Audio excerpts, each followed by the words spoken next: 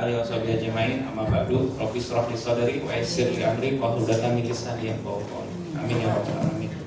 Mari Bapak Ibu, sebelum kita mulai sesi pagi ini, hari terakhir Pak, ada lagi setelah saya? Enggak ada. Pulang. Alhamdulillah. Mari kita sama-sama mengucapkan basmalah. Bismillahirrahmanirrahim. Dan tentu tidak lupa kita berdoa dengan membaca suratul Fatihah supaya ilmu yang nanti saya sampaikan ini bisa Ibu serap dan nanti pulang ke rumah bisa diterapkan. Amin. Mari kita baca suratul Fatihah. Bismillahirrahmanirrahim. Alhamdulillah.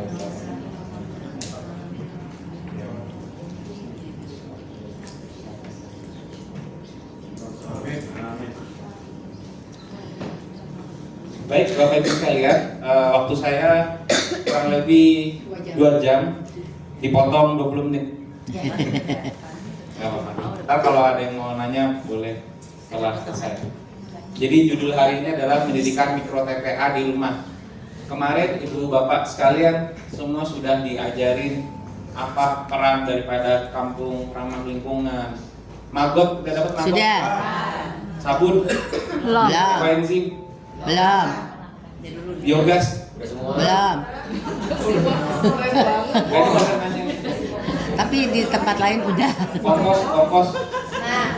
Pernah. Tapi udah diajarin hari ini? Belum? Belum. Yang hari ini sih nggak ada materinya. Bank sampah? Pernah. Di tempat lain.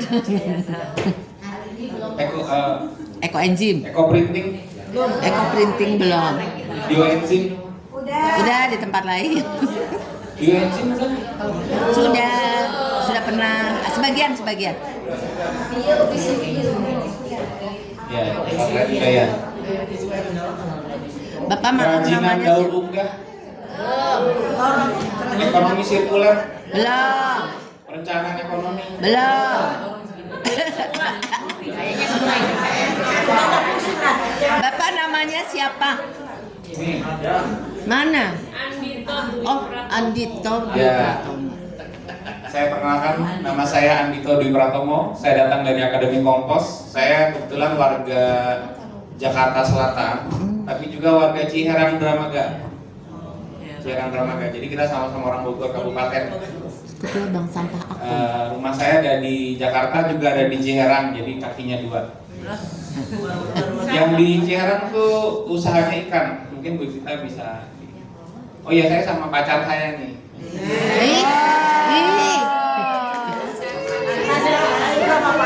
Ibu bapak sekalian, kita santai aja pagi ini karena ini sesi terakhir. Mudah-mudahan ini relax.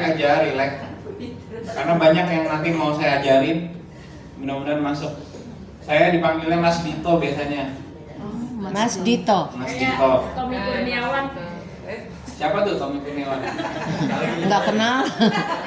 Saya lahir di Jakarta, numpang lahir doang. Itu 39 tahun yang lalu ya Bapak Ibu. Memang rumahnya di Jakarta Selatan, tuh di ujung, di kecamatan sebelahnya Tangerang Selatan. Jaksel. Terus Nyengcet. pendidikan saya di teknik S1 S2.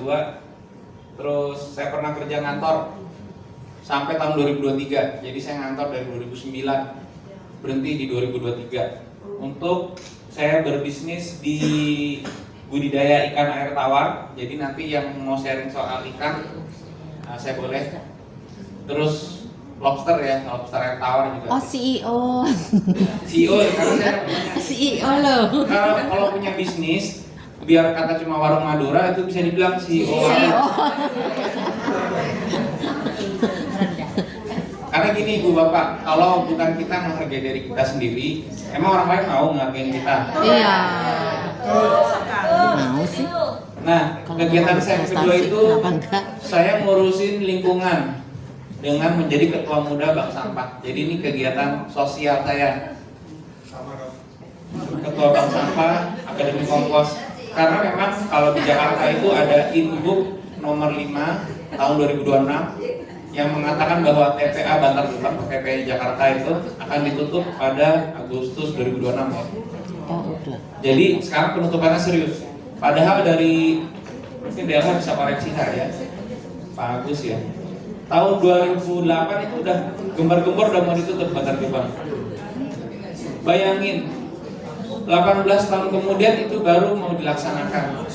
Jadi Bantar Gebang tuh ceritanya mau ditutup 2008 tapi cuma gertakan, Wacana. menggertak. Tapi hari ini Bantar Gebang benar-benar akan ditutup dengan cara apa? Pengangkutan sampah pakai truk yang warna oranye atau kalau di Bogor kuning ya. Biasa kalau di Jakarta oranye, kalau di sini kuning. Itu dia. Ini coksu. Gitu. Jadi truk yang dicekek per kecamatan itu, kalau di saya nih di Kecamatan Pesanggerahan, saya tinggal di Kecamatan Pesanggerahan, itu biasanya ngirim 30 truk per hari yang kapasitasnya tuh dipadetin sampai 8-10 ton odol over dimension overload. Iya. Itu truk sebenarnya speknya cuma bisa 5 ton. Truk sampah itu speknya 5-6 ton. Tapi supaya efisien dipepet, tekan, dipres sampai 10 ton. Dan sehari 30 truk satu kecamatan. Berarti 10 kali 30 truk berapa? 300 ton. Bayangin, bulan Juli ini nanti tinggal setengah. Berarti tinggal rata-rata tinggal 14 truk. 15-14 truk. Nanti 1 Agustus 1 truk. Gimana caranya? Nanti ibu-ibu bapak-bapak jadi korban semua. Yang Jakarta, yang di Bogor belum tahu nih saya. Sama. Karena TPA-nya belum ditutup. Sama Pak, mau ditutup Sama ya? juga Pak. Oh iya. Berarti kita bisa pahami yang namanya TPA itu di mana-mana sudah Penuh. bareng kompak penuhnya. Iya. Bayangin kalau nanti satu TPA satu kecamatan hanya boleh 1 truk. Bayangin berapa kelurahan di satu kecamatan. Iya. Kalau saya satu kecamatan di Pesanggerahan itu ada 5 kelurahan. Oh, sedikit. Iya. Tapi padat Kita tuh. di atas 10. Dari 5 kelurahan itu, satu kelurahan ada rata-rata 10 RW. Iya. Berarti kira-kira ada 50 RW terdampak. Jelas kalau kita ngomong warganya taruhlah 10.000 satu RW, 10.000 jiwa. Berarti dikali 50. Berarti sekitar 500.000 jiwa akan mengalami dampak dari TPA yang ditutup. Nah, makanya hari ini kita jangan khawatir, sesuai judulnya tadi, itu adalah mikro TPA dari rumah. Nggak apa-apa TPA ditutup, yuk kita bikin TPA dari rumah. Nah, itu dia. Siap Bapak Ibu sekalian? Siap. Ngantuk nggak? Nggak. Ada kopi nggak Pak? Ada. Jadi Bapak-Bapak yang mau ngopi, Ibu-Ibu mau ngeteh, nanti kalau mau keluar angkat tangan ya, saya izinin. Siap. Makasih Bu Vita, boleh lanjut. Nah, saya awali presentasi saya ini dengan fakta, sampah, dan sampah. Pertanyaannya, apakah benar manusia selalu menimbulkan sampah? Benar. Benar. Sampah yang terekam secara statistik itu 60% itu organik Bapak Ibu. Iya. Sampah organik itu sampah apa sih? Rumah tangga. Dapur. Iya. Kalau kita bilang sampah basah ya, sebenarnya kurang tepat Bapak Ibu. Sampah organik itu bisa basah, bisa kering. Saya tukar mic dulu ya. Ini mic-nya alot-alotan. Bergema. Halo. Nah. Soalnya mic yang di kelas B lebih bagus. Kampus. Kenapa? Ibu, bapak-bapak, 60% sampah kita tuh organik. 30% adalah sampah yang bisa diuangin, diduitin. 10%, nah ini adalah sampah yang nggak bisa diutak-atik lagi. Sampah residu. Ini pengetahuan umum ya. Pengetahuan umum. Langkah kita supaya bisa mendapatkan 60%, 30%, 10%, ada yang tahu gimana caranya? Dipilah. Memilah sampah sekarang sama pentingnya dengan apa? Memilah sampah itu sekarang sama pentingnya seperti kita membayar iuran sekolah anak. Harus. Kalau nggak bayar nggak bisa. Gitu. Kenapa kalau tidak dipilah? Nanti tanggal 1 Agustus kalau bagi warga Jakarta itu nanti kita sampahnya itu nggak bisa dibuang, gitu. Yang mau diambil sama DLH itu yang 10%. Yang residu doang. Jadi kalau hari ini kita masih perilakunya setiap belanja dari pasar bawa masuk ke rumah, ngedeprok itu ibu di lantai, disiapin sayurannya, bonggolnya, kulitnya masuk ke plastik, itu udah nggak boleh. Jadi sekarang yang harus dilakukan adalah siapin ember, baskom atau apa, kalau bisa ada tutupnya. Yang ada tutupnya. Boleh tampak, boleh, pokoknya ada di rumah. Ya. Kalau saran kami yang ada tutupnya. Yang ada tutupnya. Nah, Oke. Kenapa? Nanti kita akan buang itu semua sampah ke ember itu. Oke. Nggak boleh lagi diplastikin. Karena kalau diplastikin 3 bulan yang lalu atau 4 bulan yang lalu itu di daerah Ciputat, Tangerang Selatan, TPA-nya longsor. Namanya TPA Cipeucang. Cipecang. Ya. Agak maju dah gue, Cipeucang.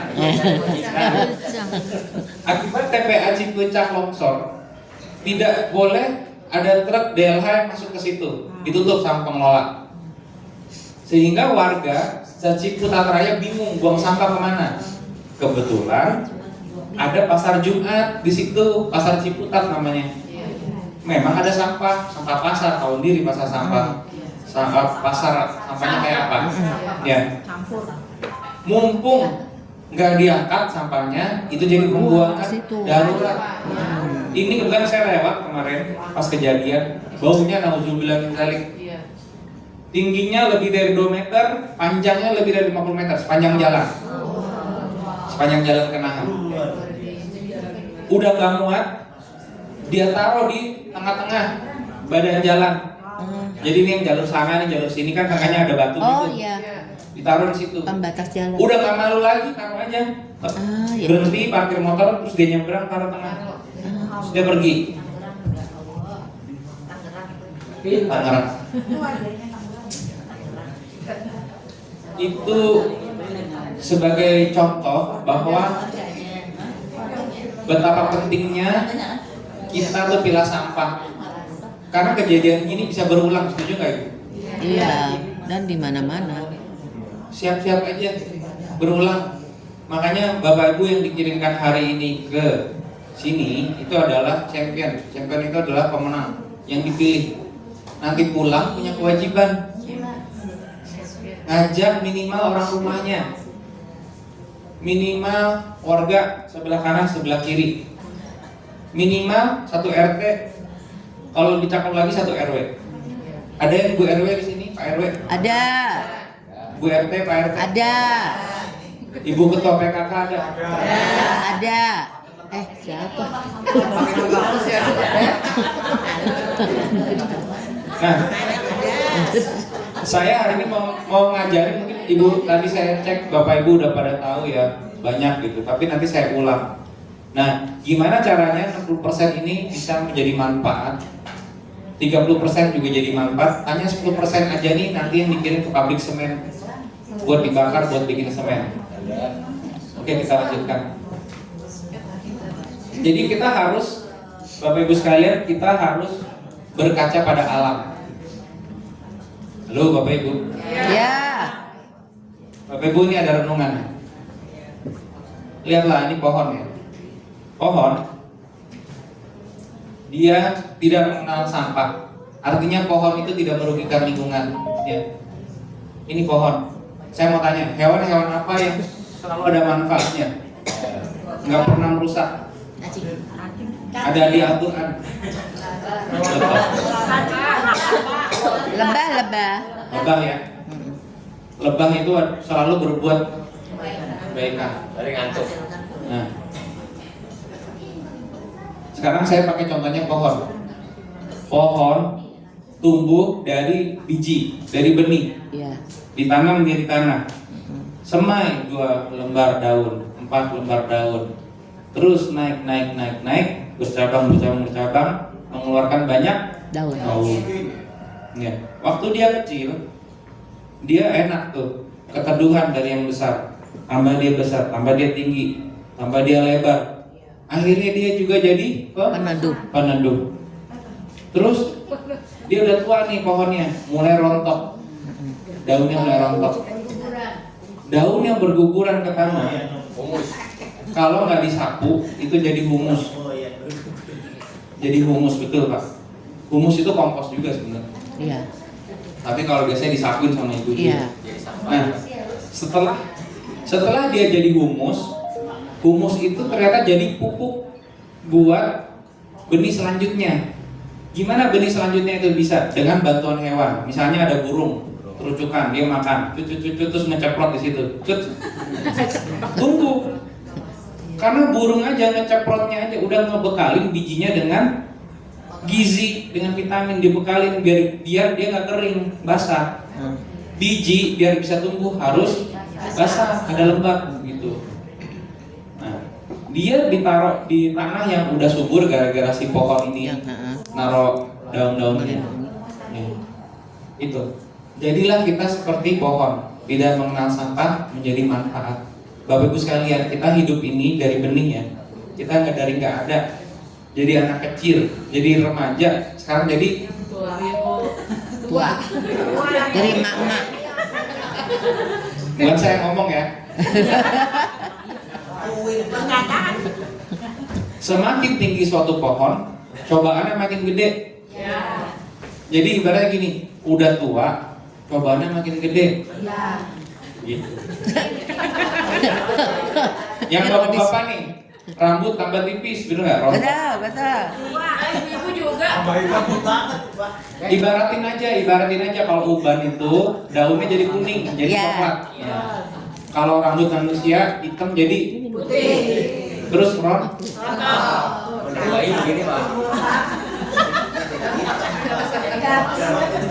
Bapak Ibu ambil hikmahnya.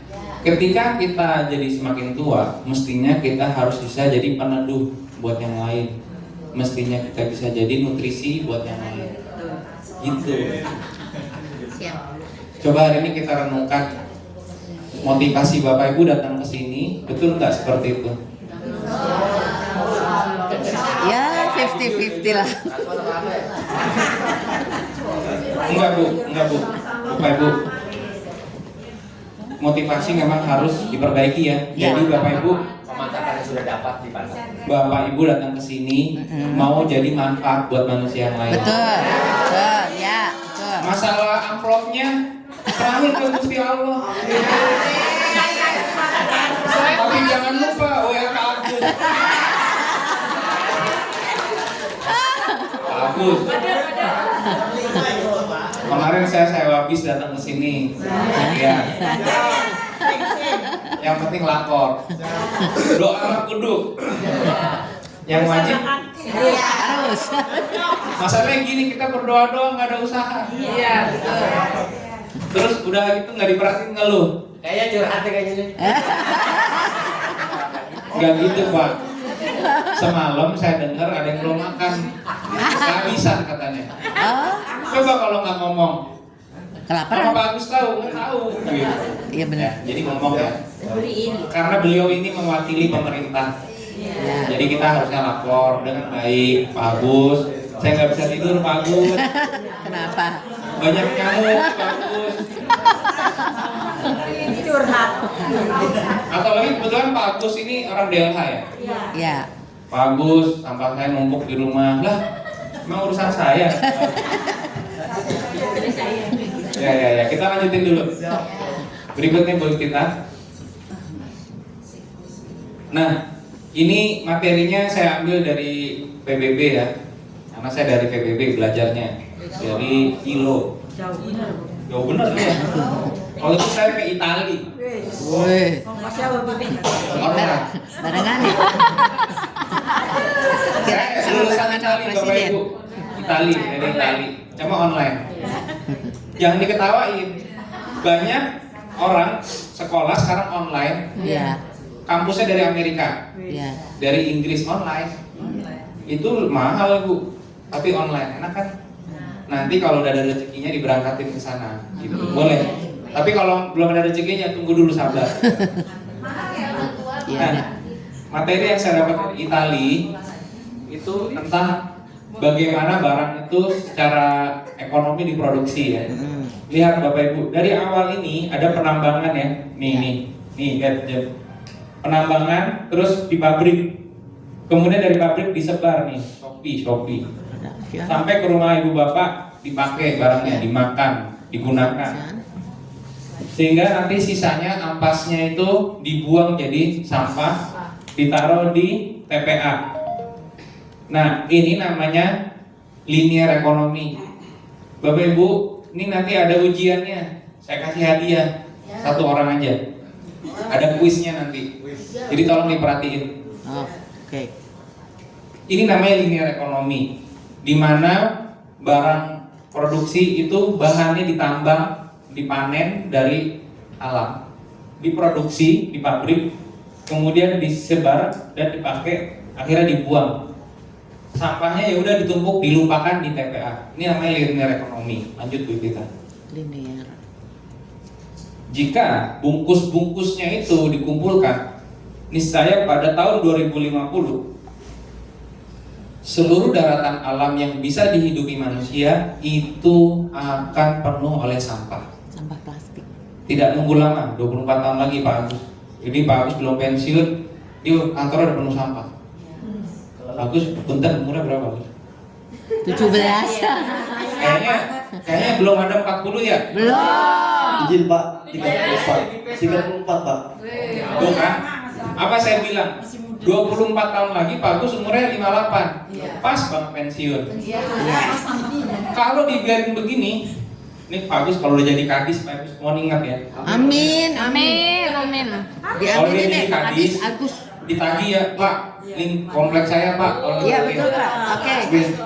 Kalau kita masih Lihat nih, 2050 akan penuh daratan kita. Ini udah ada filmnya, udah ada statistiknya. Ini lihat nih statistiknya nih. Jadi sampah kalau dibuangin itu bukannya santai aja gitu, dia akan nukik. Jadi besok tahun ini begini, tahun depan tuh lebih dahsyat lagi. Kayak apa ya? Tsunami. Iya, roller coaster. Jadi benar-benar kita ngejumruk gitu, cepet banget gitu. Kayak kalau Rasul kan kalau main ini roller coaster kan pelan-pelan ya, ada yang selantai pelan gitu. Tapi nanti tikungan kedua langsung nah kayak gitu. Jadi hari ini kita nggak melihat sampah, tapi kalau perilaku kita ini kita biarin begini aja, nanti Kabupaten Bogor tuh nggak ada yang bisa. Kabupaten Bogor tidak bisa lagi ditempati. Ini ada film namanya Wall-E yang punya anak, yang punya bocah, pernah nonton pasti ini. Nih, ada yang tahu film Wall-E? Soalnya di kelas kemarin pada tahu. Mobil bisa Ya udah kalau nggak tahu nggak apa-apa.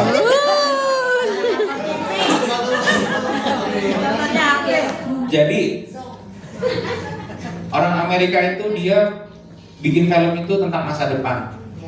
Nggak ngasal masa depannya, dia kira-kira.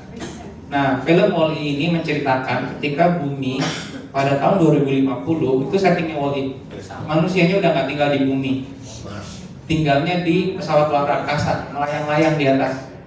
Karena bumi tanahnya sudah beracun, udaranya beracun, airnya tidak bisa diminum. Yang hanya bisa tinggal di situ hanyalah robot. Ya, ini gambaran 24 tahun kemudian yang sudah dibikin sama Wall-E. Ini produksinya Pixar. Nih, silakan nonton, ada di YouTube. Ajak anaknya nonton. Ceritain ke anaknya. Nah, ada yang masih punya bocah nggak? Nggak ada. Atau cucunya dah, cucunya. Cucu. Kayaknya nggak relate banget kalau ngomong anak ya. Cucu. Ini Cu lihat nonton film itu. Cu, bilangin gini. Cu, kalau kamu nggak pilah sampah, ini begini nanti bumi kita Cu, nonton film ini ya. Atau masih punya anak, nah, nih ayah kasih tahu, nih bunda kasih tahu. kalau kamu masih buang sampah, nggak dipilah-pilah, ini kayak gini nanti bumi kita nih. Nah, kasih dia gambaran.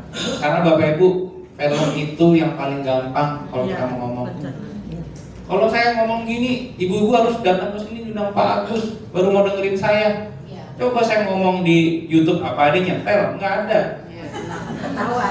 Iya. Kalau dibikin film, apalagi filmnya bagus, pasti tersampaikan pesannya, ya. Lanjutkan. Duit kita. Nah, mari pemerintah kita mencanangkan circular economy. Jadi kita harus bertobat dari ini yang linear ekonomi ya. Take, make, use, waste. Take, make, use, waste. Ambil dari alam, buat sesuatu dari alam, Pergunakan. pakai, buang. Kita Sampah. ubah ke circular economy. Nah, jadi yang tadi itu sifatnya sampah, maka kita putar dulu dalam circular economy. Kita mulai dari sampahnya dulu ya.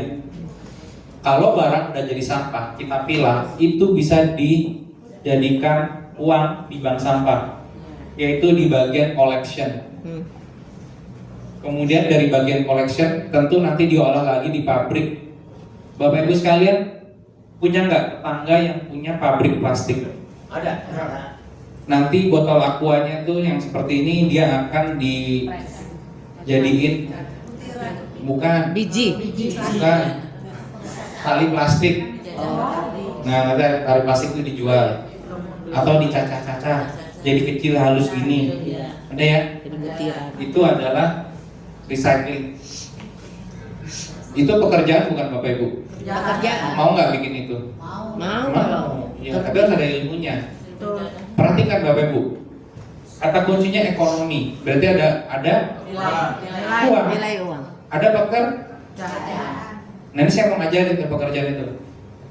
Recycling itu sekarang kalau plastik itu membuat biji plastik. Ya. Nanti yang beli Aqua, Le Mineral, Coca-Cola, ya, ini nih Tirta, Astra. Summit. Enggak, Astra nggak beli itu. Buat itu kedok. Nggak beli itu Astra. Itu semua dikumpulin di bank sampah. Kalau botol beling jadi apa Bu? Jadi pasir. Ya, ada usahanya. Pasir. Botol beling dihancurin jadi pasir lagi. Iya, pasir warna. Apalagi? Kalau logam tahu diapain logam? Dilebur, dicetak ulang. Iya. Gampang ya. Kalau kertas jadi kertas daur. Pul. Ada yang ngajar nggak kemarin? Dari dapat IWM nggak? IWM sini nih. Green Prosa, dapat nggak? Oh, dapat kemarin green. Diajarin apa kemarin? Agot. Soalnya saya baca kertas juga ya. Ngajarin bikin kertas daur ulang ya? Oh enggak. Enggak ada itu, enggak ada materi. Fokus ke mangkok Pak. Iya. Oh mangkok. Iya. Ada juga, cuma nggak selesai. Ada ya, nggak sempat ya, nggak selesai ya. Baik. Nah, Bapak Ibu sekalian, yang punya bisnis servis itu juga bagian dari circular economy. Servis apa aja? Motor, mobil, elektronik. Apalagi yang bisa diservis? Iya, HP, apalagi? Alat elektronik semua. Furniture, Oh, apalagi? furniture. Kusen. Dompet. Servis dompet itu gimana Pak? Oh iya, jahit. Ya. Jahit ya Pak ya. Tas. penjahat, Pak? Biar isinya ada lagi. Pernah lihat anak-anak kita yang membuka servis cuci sepatu? Ya. Cuci helm, cuci sepatu. Nah, pinter. Itu mereka sudah sadar. Ya, karena misalnya harga sepatu itu sekarang kan mahal ya, 2 juta, 1 juta. Itu mas sketcher. Ya, kalau kita bicara sepatu yang mahal. Iya. Kalau kotor kita cucinya pakai green economy. Iya. Meletek. Lepas enggak tuh kulitnya? Iya, kulitnya meletek. Lemnya pada lepas ya. Jadi mereka bikin usaha servis. Apalagi mundur lagi. Servis helm. Secara konsumsi, ibu bapak harus bijaksana. mengadopsi falsafah 3 pintu, nanti saya ajarin. Ada yang tahu falsafah 3 pintu? Belum. Kemudian dari pertokoan, jangan lagi pakai kresek. Ya, bawa kantong sendiri. Iya. Tote. Iya. Jadi kalau lihat Indomaret, Alfamart sekarang jualan ini ya, Iya. Rp5.000. Tapi dibeli tiap beli. Makanya biar nggak beli bawa dari rumah. Iya. Mundur lagi, produksi. Nih, produksi, pabrik. Siapa yang anaknya kerja di pabrik? Pabrik apa? Pabrik segala macam. Pabrik segala macam. Iya. Jadi Anak misalnya, saya. contohnya Indofood mengeluarkan produk Indomie. Indomie. Indomie punya sampah Banyak. MLP ya, bungkusnya. Heeh. Bungkusnya dikumpulin, dibawa ke Indo Semen. Indosemen.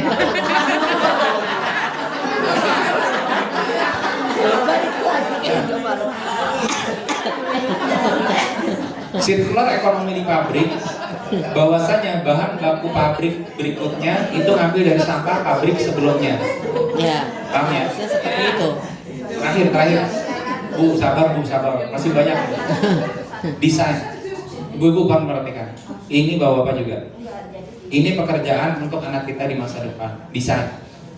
Jadi kalau mau nanti anaknya punya pekerjaan di masa depan, sekolahin dia desain. Boleh dari STM, boleh dari SMK. Desain.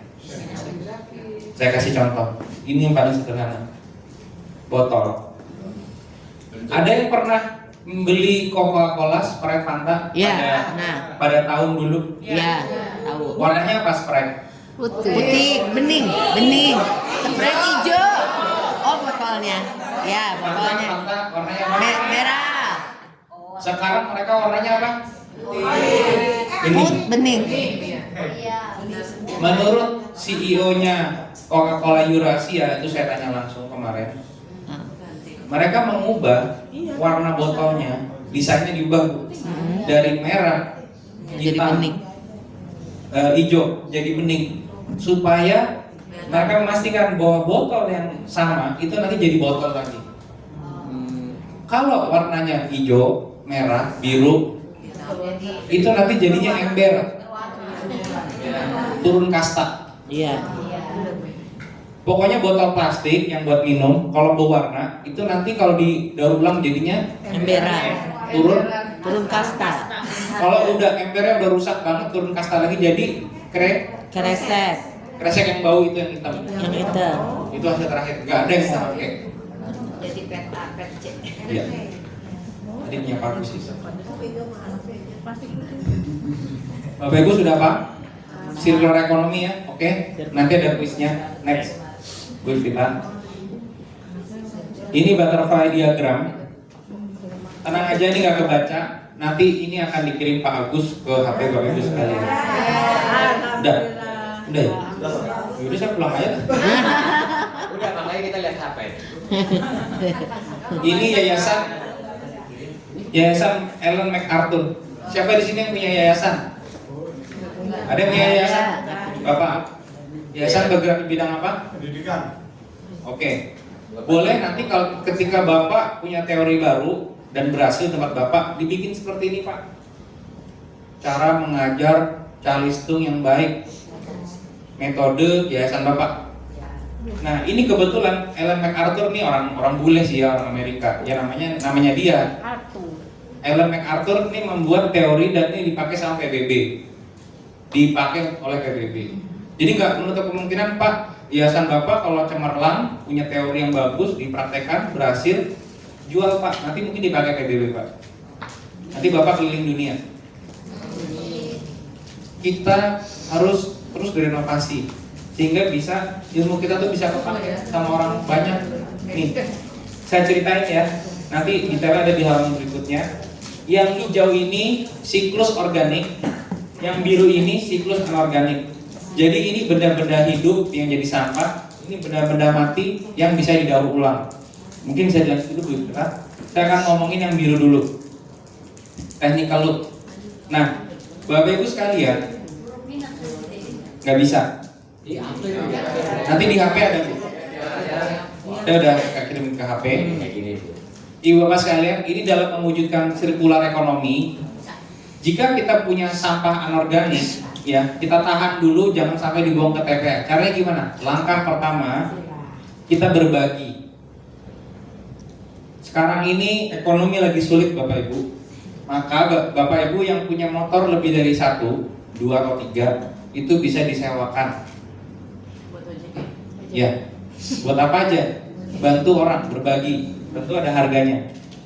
Itu adalah wujud sirkular ekonomi. Yang kedua, jasa perawatan. Ini yang tadi saya bilang bengkel. Yang ketiga, kita guna ulang. Barang-barang yang harusnya kita buang ke TPA, kita tahan dulu, kita pakai ulang. Contohnya, le mineral, galonnya dipotong 2 jadi pot. Ya. Belakangan saya lihat di YouTube, galon le mineral jadi komposter. Iya.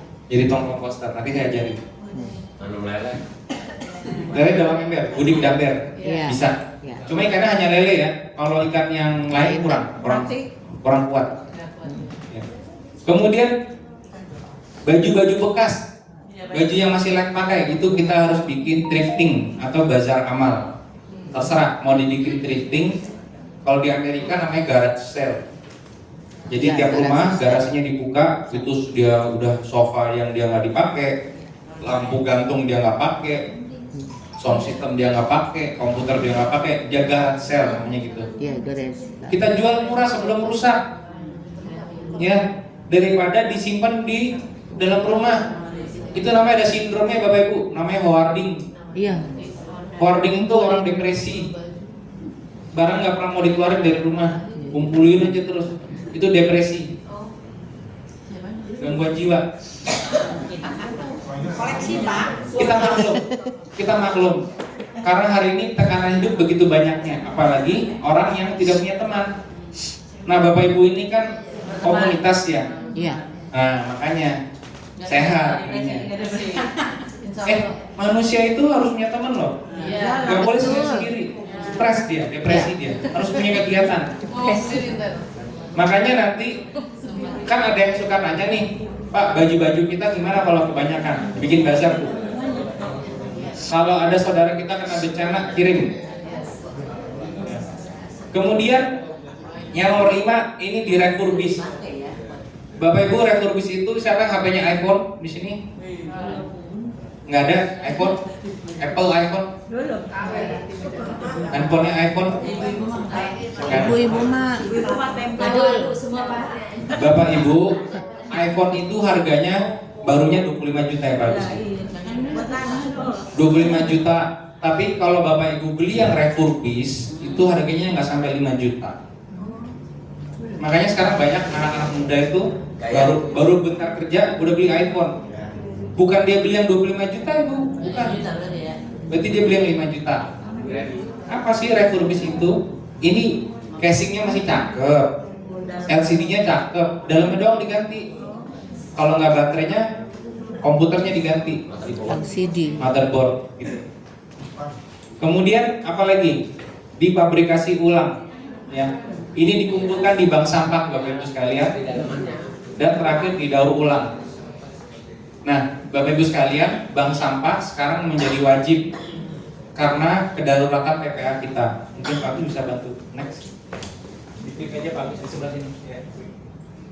Nah, kalau tadi itu adalah sirkular ekonomi di barang-barang yang tidak bisa busuk. Nah, sekarang ini barang-barang yang bisa busuk. Kalau kita hari ini tahunya di kompos gitu ya. Ternyata kompos itu step keempat. Saya ajarkan step pertama dulu. Di sini adalah proses berantai. Nah, Bapak Ibu ada yang tahu ini? Ya itu Eco-printing. Ya, eco-print. Ini eco-print Bu. Iya. Jadi kalau punya taman, pohonnya macam-macam di depan rumah, Oh iya daunnya. dibikin batik Bu, batik daun. Eco-printing. Kalau pinter jualannya ke Menkelprak itu bisa go internasional dengan eco-printing. Sudah banyak Bu penggiatnya. Ya. Masalahnya gimana jualannya? Saya kasih tahu, jualannya tuh ke BUMN Bu. Jadi souvenir. Iya. Nah, kita harus paham. Ini adalah step pertama. Daun itu jangan jadi kompos langsung. Kalau bentuknya cakep, dibikin eco printing nih bisnisnya. Hanya modalnya cuma palu kayu sama plastik, enggak ada pewarna. Ibu bapak, ini baru aja saya bikin, nggak sampai sebulan yang lalu. Saya bikin sendiri ini. Mudah, saya bisa bikin. Saya juga bikin. Tapi dia warnanya nggak bisa kita. Ini ibu lihat ya, ini warna hijau ini daun pepaya. Daun pepaya. Yang ungu ini bunga telang.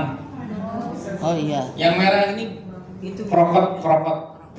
Oh, bunga kerokok. Ini siri. Sirih. Banyak ya. Oke. Jadi ternyata sampah organik itu tidak langsung bisa jadi kompos, bisa dimanfaatin dulu. Kemudian ada di sini bapak-bapak yang bangun kandang ayam dari kayu bekas. Itu juga langkah untuk yang nomor 1, proses berantai. Jadi kalau dia udah selesai tugas jadi daun, kita ketok-ketok jadi eco printing. Kayu udah selesai jadi atap, mau dibongkar kita pakai jadi kandang ayam. Apalagi tukang kelapa, batoknya jadi areng harusnya. Tapi kebanyakan Bapak Ibu sekalian di daerah Jawa Barat, bukan Jawa Barat, Banten, itu batok kelapa dibuangnya ke jurang. Iya, mungkin Pak Gus bisa cek. Di daerah Pandeglang atau di Serang itu dibuang ke jurang. Jadi sampah kan gini. Saya cerita ya. Truk yang jualan kelapa itu dia tuh jalan sepanjang pantai di Pandeglang, Serang itu pokoknya di Banten muter dia panen, terus diantar ke Jakarta. Pas truknya pulang kan kosong truknya, diambil sampahnya. Jadi sekarang tukang kelapa itu beli kelapa juga sekalian harus membuang, buangnya ke dia juga gitu. Karena biasanya LH kewalahan kalau harus nanganin sampah ini. Jadi yang jualan kelapa petani juga ngambilin itu biasanya. Itu sebenarnya bisa jadi arem. Tapi karena ini mungkin kurang pengetahuan atau kurang modal, sehingga dibuangnya ke jurang. Mending dibuka dulu. Ini langsung sama karung-karungnya nih. Karung bungkusnya. Kalau udah ada karungnya dibungkus itu nggak bisa busuk. Nah, gitu. Ini udah mulai nih kayak gini nih. Ya. Makanya sekarang saya ajarin yang nomor 1. Jadi nanti kalau punya tanah di Banten, dibikin usaha areng. Ada yang pernah dengar briket? Briket iya. Yang diekspor. Sekarang anak muda itu udah jadi orang kaya banget. Karena dia berhasil ngirim briketnya dia ke Eropa. Bapak Ibu bisnis itu harus dirintis Bapak Ibu dari hal kecil. Sekarang Bapak Ibu ngomong ini, areng apa sih banyak yang jual. Sekarang areng itu kalau di packingnya bagus, bentuknya bagus, itu bisa jadi usaha yang diekspor.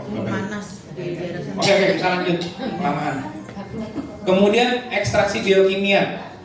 Ternyata mohon perhatian, sampah daripada kulit buah itu jangan dibuang langsung. Kita bisa bikin ekstraksinya dulu jadi pupuk. Sampah kulit buah ya. Kulit buah apapun. Saya kasih tahu, buah itu ciri-cirinya yang buah itu adalah yang punya bunga sebelum menjadi buah. Contoh pepaya, dia bunga dulu, terus jadi buah. Mangga, bunga dulu kan, terus jadi mangga. Berarti singkong bukan ya? Bukan. Ubi bukan ya? Bukan, umbi-umbian. Pete? Jengkol? Buah. Dia legum. Sebenarnya dia lebih mirip kacang, tapi bisa. Apalagi keluak. Yang hitam itu buah dia ada di atas kan? Dia buah. Tapi keluak itu yang belum matang beracun ya. Oh iya. Keluak harus dikeringin dulu sampai hitam. Nangka, duren, apalagi alpukat, pepaya. Kalau bunga boleh nggak bunga? Bunga telung bisa. Oh, bunga telung bisa. Kalau rimpang bisa nggak? Rimpang. Bisa. Jahe kunyit bisa. Jahe kunyit, lengkuas, sama yang mahal tuh apa? Kencur. Kencur yang lagi mahal. Tapi bisa Pak. pengecualian karena dia sudah mengandung antibakteri. Bakterinya yang mau kita ternak. Nah kita ekstraksi. Jadi kalau yang tadi rimpang itu dicampur sama buah Bu ya. Jadi misalkan ini nanti saya kasih contoh. Nanti belum sampai sini. Sabar. Kemudian nih ada pengorek aerobik. Yang nomor 3 ini adalah biogas. Bapak Ibu, sampah ketika dia mengeluarkan bau, kalau baunya kita kurung, meledak kan, nah itu sebenarnya bisa jadi gas, namanya biogas, ada teknologinya, silakan lihat di TikTok. Nah, kalau nggak mau mengeluarkan bau, pakai metode composting. Jadi kalau kita pakai metode nomor 4, composting, sampah kita tidak bau, tapi juga pada dapat biogas. Pokoknya milih, kalau mau dapetin gasnya, jangan dikompos, tapi difermentasi, bau. Gasnya itu nggak bau, sampahnya yang bau. Gasnya itu bisa untuk masak, biogas.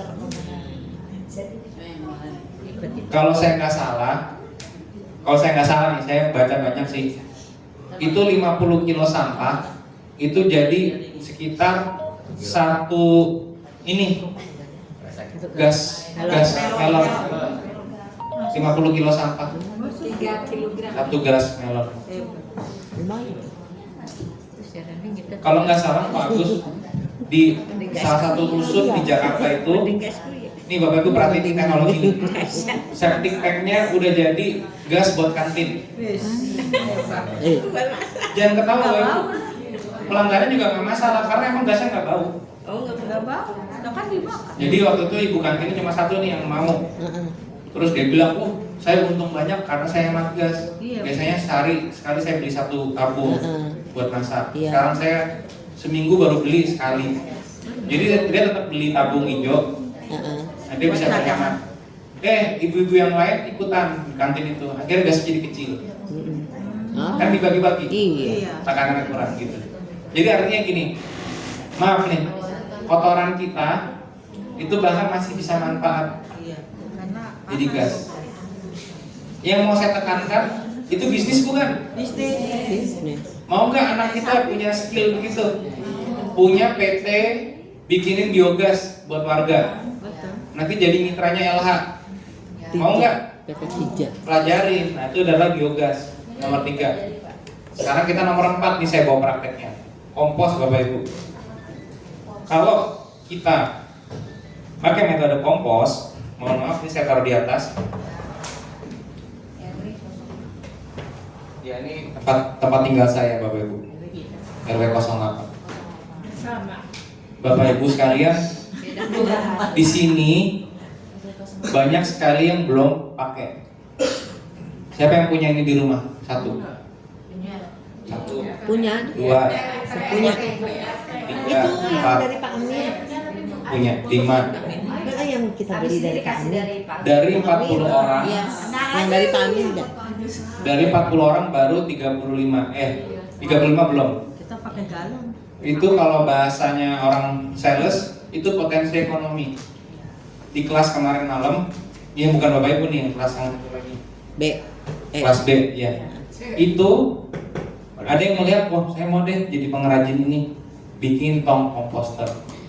Memang gitu, kalau kita itu kreatif, kita nggak nunggu orang banyak ngomong, udah langsung, oh banyak yang belum punya nih, saya jualan deh. Iya itu Pak Amin kayak. Oh kalau orang ribet mikirnya gini, bahannya dari mana? Pak Andito, Mas, ribet nih kata, udah jadi reseller aja, jualan. Iya. Ya nggak? Karena hari ini reaktor kompos atau tong komposter atau tungku komposter ini sangat penting untuk dimiliki. Kan tadi kita udah nggak boleh buang sampah organik nih ke TPA, buang kemana kemarin? Iya. Kalau tadi pagi saya cerita dari dapur itu sampahnya kita taruh ember. Nah, sekarang setelah selesai masak sampah yang di ember itu dibawa kemari. Iya benar. Masukin, tutup, dan jangan lupa disemprot dengan bakteri. Supaya apa? Susut. Cepat susut. Kempes. Misalnya saya isi penuh segini setengah. Ini kalau saya nggak, Misalnya saya habis masak, saya isi ke sini, setengah keisi. Itu kalau saya nggak semprot 2 minggu masih segini. Tapi kalau saya semprot 2 hari 3 hari dia nyusut. Apa itu semprotannya namanya? Apa namanya? EM bisa Pak? Kita bisa pakai cairan EM4. M4, Oh iya punya iya punya. ekoenzim atau biowash. Yang saya mau praktekkan hari ini yang biowash. Kalau air beras? Air beras bisa tapi nggak bisa air beras sembarangan. Harus air beras yang fermentasi. Jadi di 3 hari diaduk sama gula merah. Lebih ribet. Ada perbandingannya. Tapi saya nggak mau ajarin itu. Saya nggak mau ajarin itu. Karena air beras M4 sama ekoenzim bakterinya kalah banyak sama ini. Itu banyak-banyakan bakteri. Biowash. Nah, tadi kan saya ajarin ekstraksi biokimia, bioenzim. Ya. Nanti nomor 2 saya ajarin. Nanti yang hari ini praktek nomor 2 sama nomor 4. Oke. Setelah Bapak Ibu, setelah kita mengkompos, maka kita tutup aktivitas kita dengan bercocok tanam. Dan tingkat tertinggi dari composting itu komposnya kita bagi ke alam, ke tanah-tanah yang tandus. Bapak Ibu yang wilayahnya masih punya daerah pertanian, kalau petaninya masih pakai pupuk kimia, itu paling 2 tahun 3 tahun, habis itu dia kering, pecah-pecah tanahnya. Itu karena cacingnya ikut mati. Karena cacing itu nggak bisa terima pupuk kimia. Cara ngidupinnya lagi, ini penting nih. Cara ngidupinnya lagi ditabur kompos di atasnya. Biarin selama 2 bulan 3 bulan. Oke? Bapak Ibu tahu nggak pepatah ini? Siapa pelihara ikan, pelihara airnya. Siapa pelihara tanaman, pelihara Tanahnya. Sekarang gini, kalau tanahnya mati, bisa nggak ada yang hidupin sesuatu? Susah. Jadi tanahnya kudu kita hidupin lagi, kita nyawain lagi tanahnya. Caranya ditabur kompos di atasnya. Ini nanti ada kuisnya, ingat ya, ada pertanyaannya. Berikutnya, kita sebagai individu mulai dari mana? Lanjut. Pertama kita perhatikan dulu regulasi pemerintah. Ini banyak, tapi saya akan ambil satu dulu, yang paling atas, yaitu peraturan pemerintah nomor 8 tahun 2012, bahwasanya ada kewajiban untuk rumah tangga itu mengelola sampahnya dari sumber. Jadi 14 tahun yang lalu ini sudah terbit, Bapak Ibu, pemerintah minta kepada kita perorangan sampahnya itu kita olah sendiri, gitu. Kita pakai sendiri sampahnya. Iya. Yang organik kita composting. Harapan pemerintah, harapan DLH, komposnya bisa dijual. Jadi Bapak Ibu kalau pintar, kompos itu macam-macam. Kalau kompos yang salah-salah jangan dijual. Tapi kalau komposnya cakep kayak saya nih, saya kompos cakep, saya jual 15.000 satu pak. Duit bukan tuh? Duit. Tapi kalau komposnya salah-salah nggak bisa. Makanya kompos salah-salah tetap jadi kompos, tetap jadi. Tapi baunya nggak enak. Kalau komposnya cakep, baunya wangi, bau tanah seger. Iya. Maka ada ilmu composting. Jadi Bapak Ibu tolong dipahami ya. Kita sebagai warga negara, kita masih tinggal di bumi Indonesia. Kita masih dikasih atap sama Indonesia. Pemerintah kita minta kerjasama kita ini untuk mengolah sampah. Jadi tolong sampaikan ke orang rumah dan tetangga bahwa kita wajib memilah sampah. Itu nomor 1. Nomor 2, silakan lanjut Bu Isita. Ini banyak sekali. Undang-undang yang utama terutama itu adalah Undang-Undang Nomor 18 Tahun 2008 tentang pengolahan sampah. Ini ada kuisnya, tolong diingat. Berikutnya. Nah, kita disclaimer dulu ya. Tahun itu. Hak dan kewajiban. Ibu Bapak tahu ini adalah tumpukan sampah yang tidak diharapkan lagi oleh pemerintah. Sebelum dia keluar pagar, kita tangani dulu. Yang organik, yang anorganik dibawa ke bank sampah. Yang residu aja yang keluar. Jadi ini pemerintah maunya sedikit. bungkus permen, bungkus kopi, bungkus Indomie, Supermie, mie sedap, apalagi softtek, pembalut, apalagi ibu bapak sampah residu. Baterai itu B3, beling itu B3. Ya, bapak ibu sekalian, jadi sebelum timbulan itu keluar itu tanggung jawab kita. Nah, nanti kalau perhatikan ini pada Bu RT, Bu RW, Pak RT, Pak RW, Bu PKK, tanggung jawab mengirim sampah itu dikumpulkan ke TPS sementara di wilayah itu adalah tanggung jawab RW. Iya. Atau RT. Iya. Nih, di nomor 2 itu kan ada retribusi bayar sampah. Nah itu, jadi masih bayar karena itu. Iya. Ada yang angkatin sampah kita, mau nggak bayar? Mau, nggak usah bayar, sampahnya sedikit itu, cari truk DLH yang warna oranye, taruh di truknya, boleh. Tapi ingat itu hanya sampah residu, maka bapak ibu bebas dari biaya sampah.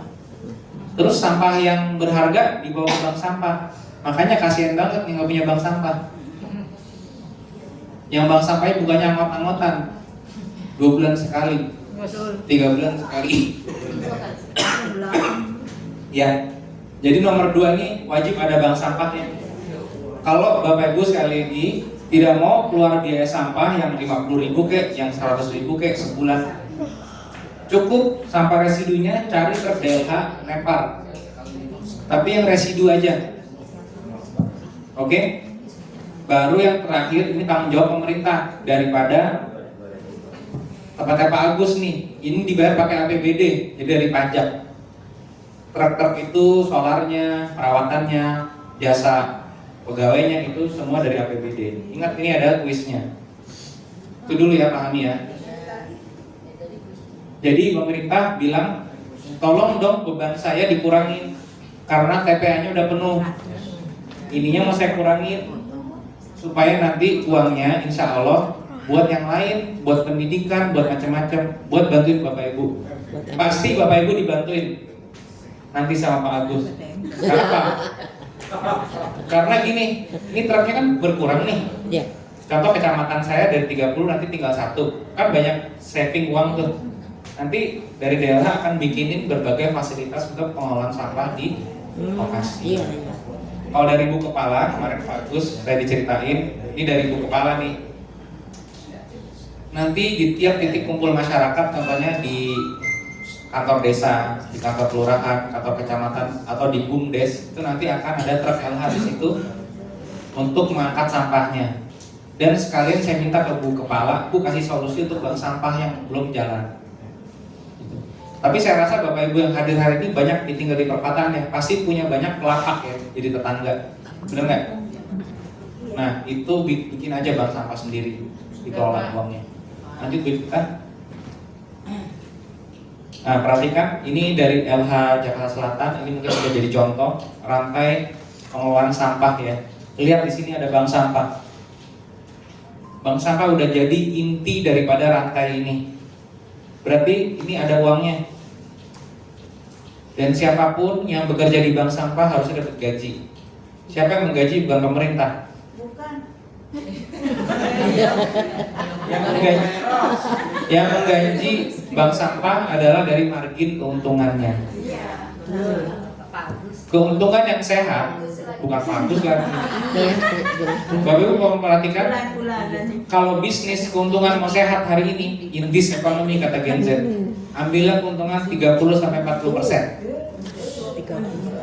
Kalau ibu keuntungannya cuma ya dari selisih doang nih, cepet gopek gitu ya, ya susah. Tapi jadi yang nabung bisa nabung. Yang nabung nggak mau nabung, cari nasabah lain. Kita mah sedekah sampah. Ya. Ada yang mau ditanyain dari gambar ini? Nggak ada, amin. Lanjut. Ada pusing. Nah, Nah ini Bapak Ibu, saya tahu ini udah ngantuk, saya udah ngomong hampir sejam. Terus Ini strategi 3 pintu ya, ya. yang tadi saya bilang. Pintu depan, falsafah ya, ini falsafah. Bawa tumbler dari rumah, nih. Udah tanda tangannya Bu, bawa sini. Bapak Ibu, pintu nih ajarin ya. Ini kan kita mau berubah nih perilakunya, ajarin. Tumbler, Ya. bawa minum dari rumah. Ya. Gara-gara kita bawa tumbler, itu Indomaret, Alfamaret, Warung Madura gak bakal bangkrut kok. Karena gini. Tapi malah justru kita menghemat minimal Rp5.000 setiap kali kita keluar untuk beli minum. Terus bawa ini Bapak Ibu, Ini pasang bawah bagus.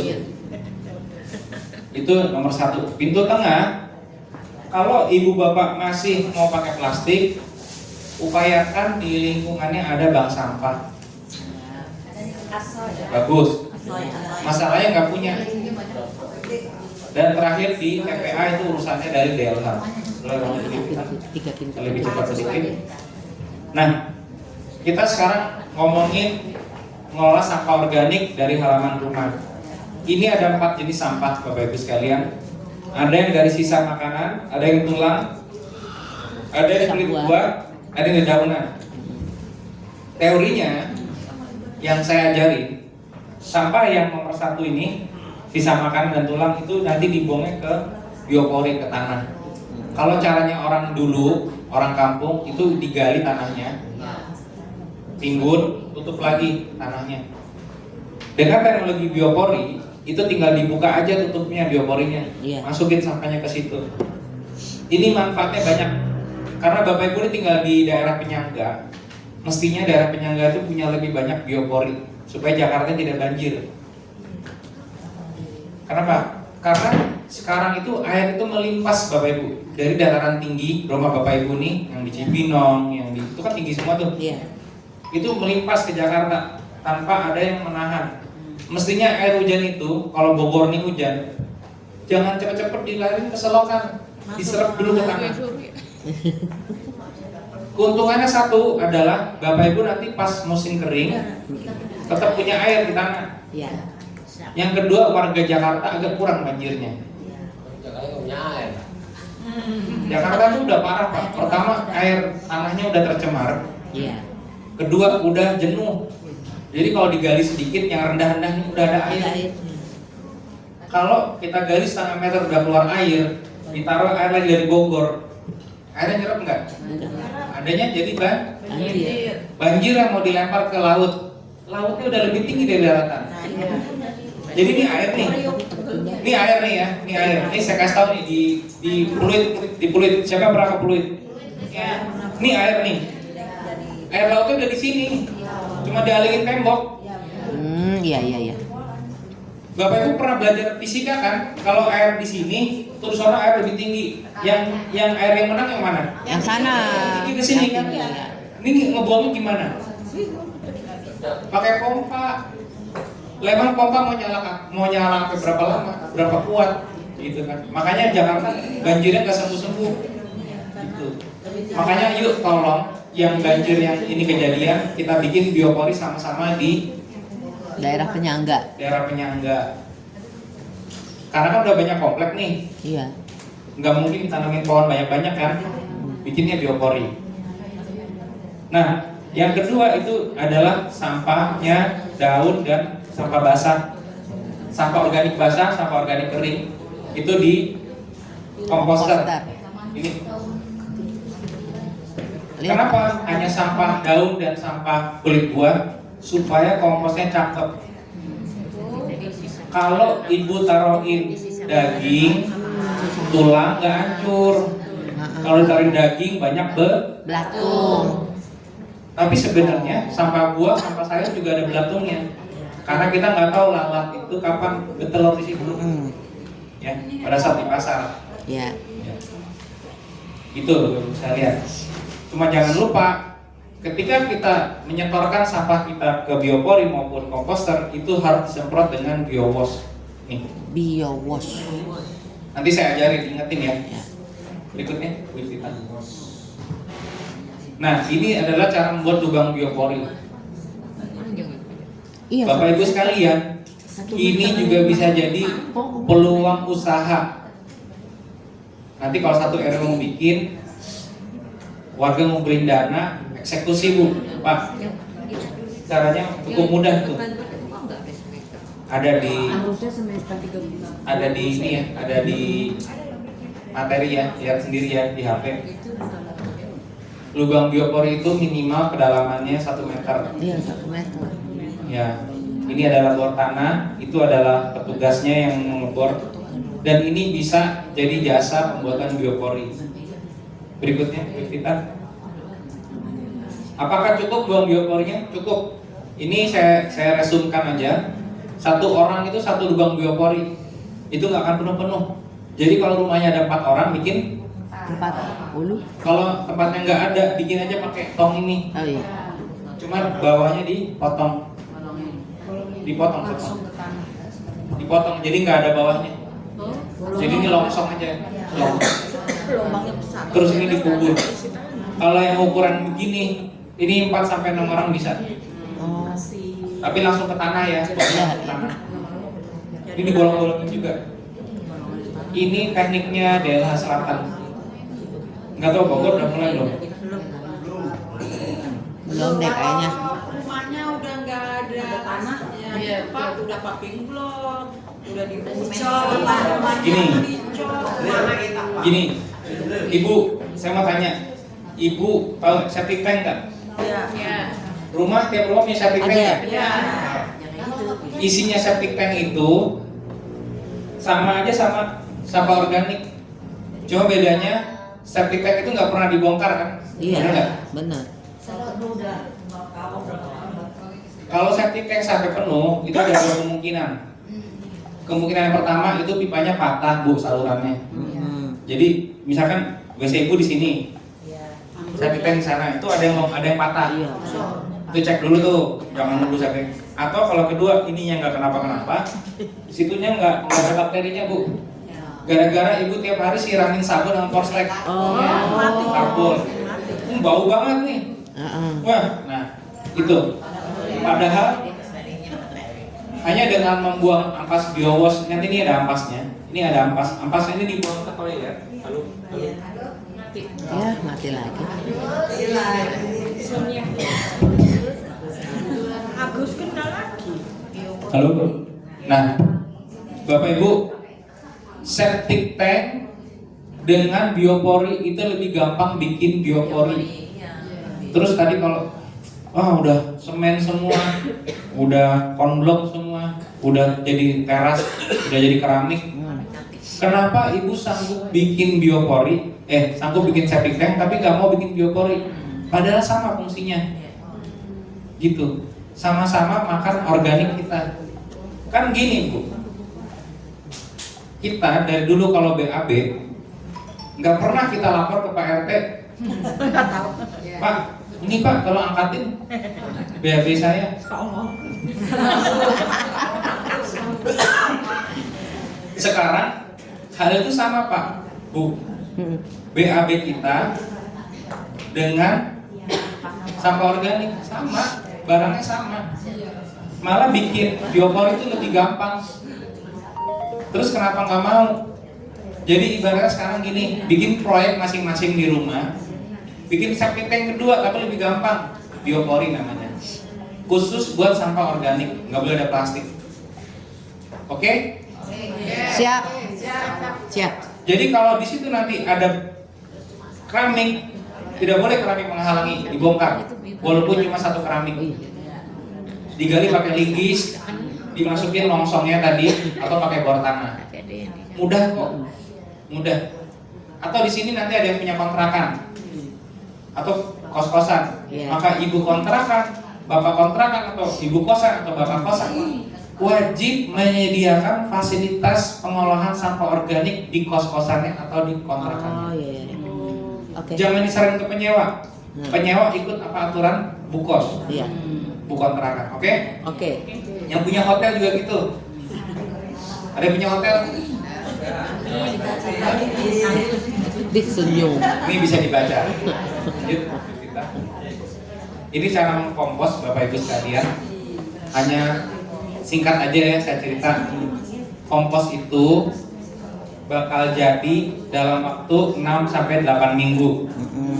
Jadi hitam Bapak Ibu. Tapi ajaibnya kalau kita pakai cairan ini beda dengan empat, beda dengan cleansing. Ini sudah diuji.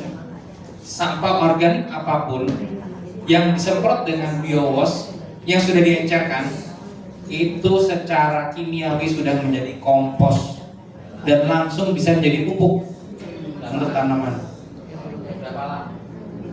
Dalam waktu habis disemprot langsung. Jadi misalnya ibu punya nasi basi, ayam yang udah, sayur yang udah basi, terus tempe apa pokoknya yang udah nggak bisa dimakan, itu jangan langsung dikasih ke tanaman. Biasanya tanamannya akan kering, betul nggak? Panas, ngeluarin panas. Nah itu sebelum ditaruh tanaman, kita nggak usah langsung taruh di pot, terus kita semprot sama ini yang rata, sama biowash. Itu solusi persampahan paling cepat. Jadi sebenarnya perlu nggak Tom? Nggak perlu kalau kita punya banyak pot tanaman di rumah. Ya. Jadi misalnya hari ini saya buang di sini nih pot ini, buang. Kan penuh. Besok sini, besok sini.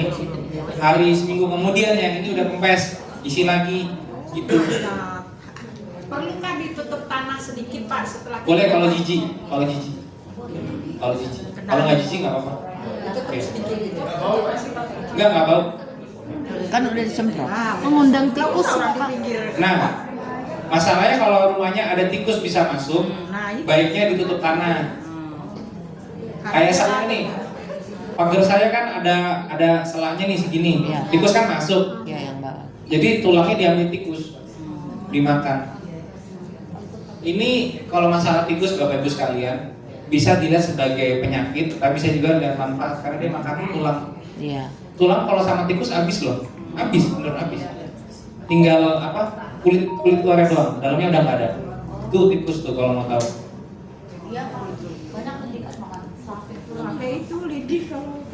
Saya balik ke topik ini. Jadi kalau yang saya ajarin di slide ini 6 sampai 8 minggu tuh komposnya hitam jadi tanah. Tapi kalau yang tadi saya ceritain dengan biowash, dia fisiknya belum berubah, tapi fungsinya udah jadi kompos. Nanti saya ajarin. Bisa ada waktu kan? Caranya, kalau menggunakan komposter itu ada namanya sampah organik kering atau kita bisa sebut sampah C, karbon, dan sampah organik basah atau kita sebutnya N, nitrogen. Perbandingan dia 2:1. 2 yang coklat, 1 yang hijau. Contoh, ibu masak nih di rumah, di dapur, menghasilkan 1 kilo sampah dapur. Cacah-cacahan daun, apa sayur, apa bumbu-bumbu, Kangkung. tempe, ujung-ujungnya tempe, tahu yang udah nggak bagus, 1 kilo misalnya. Maka ibu harus mencari 2 kilo sampah yang kering organik. Ini saya katakan begini supaya sampahnya itu tidak benyek. Jadi kering komposnya. Kalau sebenarnya boleh aja ibu buang sampah hijau aja, tapi nanti sampahnya bau. Supaya nggak bau kasih biowash. Nah jangan bingung ya, jangan bingung ya. Jadi kalau mau asal-asalan pakai ini, nggak pakai peduli teori 2:1 ini, asal-asalan buang aja. Setiap membuang semprot biar nggak bau. Tapi kalau mau nggak pakai semprotan ini, ya udah 2:1. Kenapa ada rasio 2:1? Misalnya, nih teori ya. Kalau sampah kompos kita kebanyakan yang C, compostingnya nggak berjalan, sampahnya nggak susut. Tapi kalau kebanyakan N, bau. Kalau seimbang 2:1, komposnya wangi. Oke? Nah ini teori seperti itu. 2 kali ya. Boleh lanjut Bu kita? Boleh nanya lagi nggak Pak? Belum, nanti Belum. belakangan. Nanti Yang 2:1 tadi. ya, nanti boleh ditanyakan Bu ya. Nah, ini kita membuat kompos dalam 1 detik yang barusan saya ajarin dengan biowash. Oke, sekarang kita akan praktek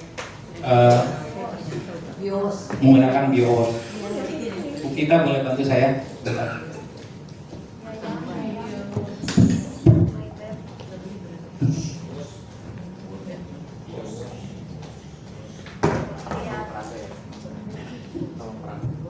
Bapak Ibu, kemarin saya bilang ke panitia, tolong siapin buah.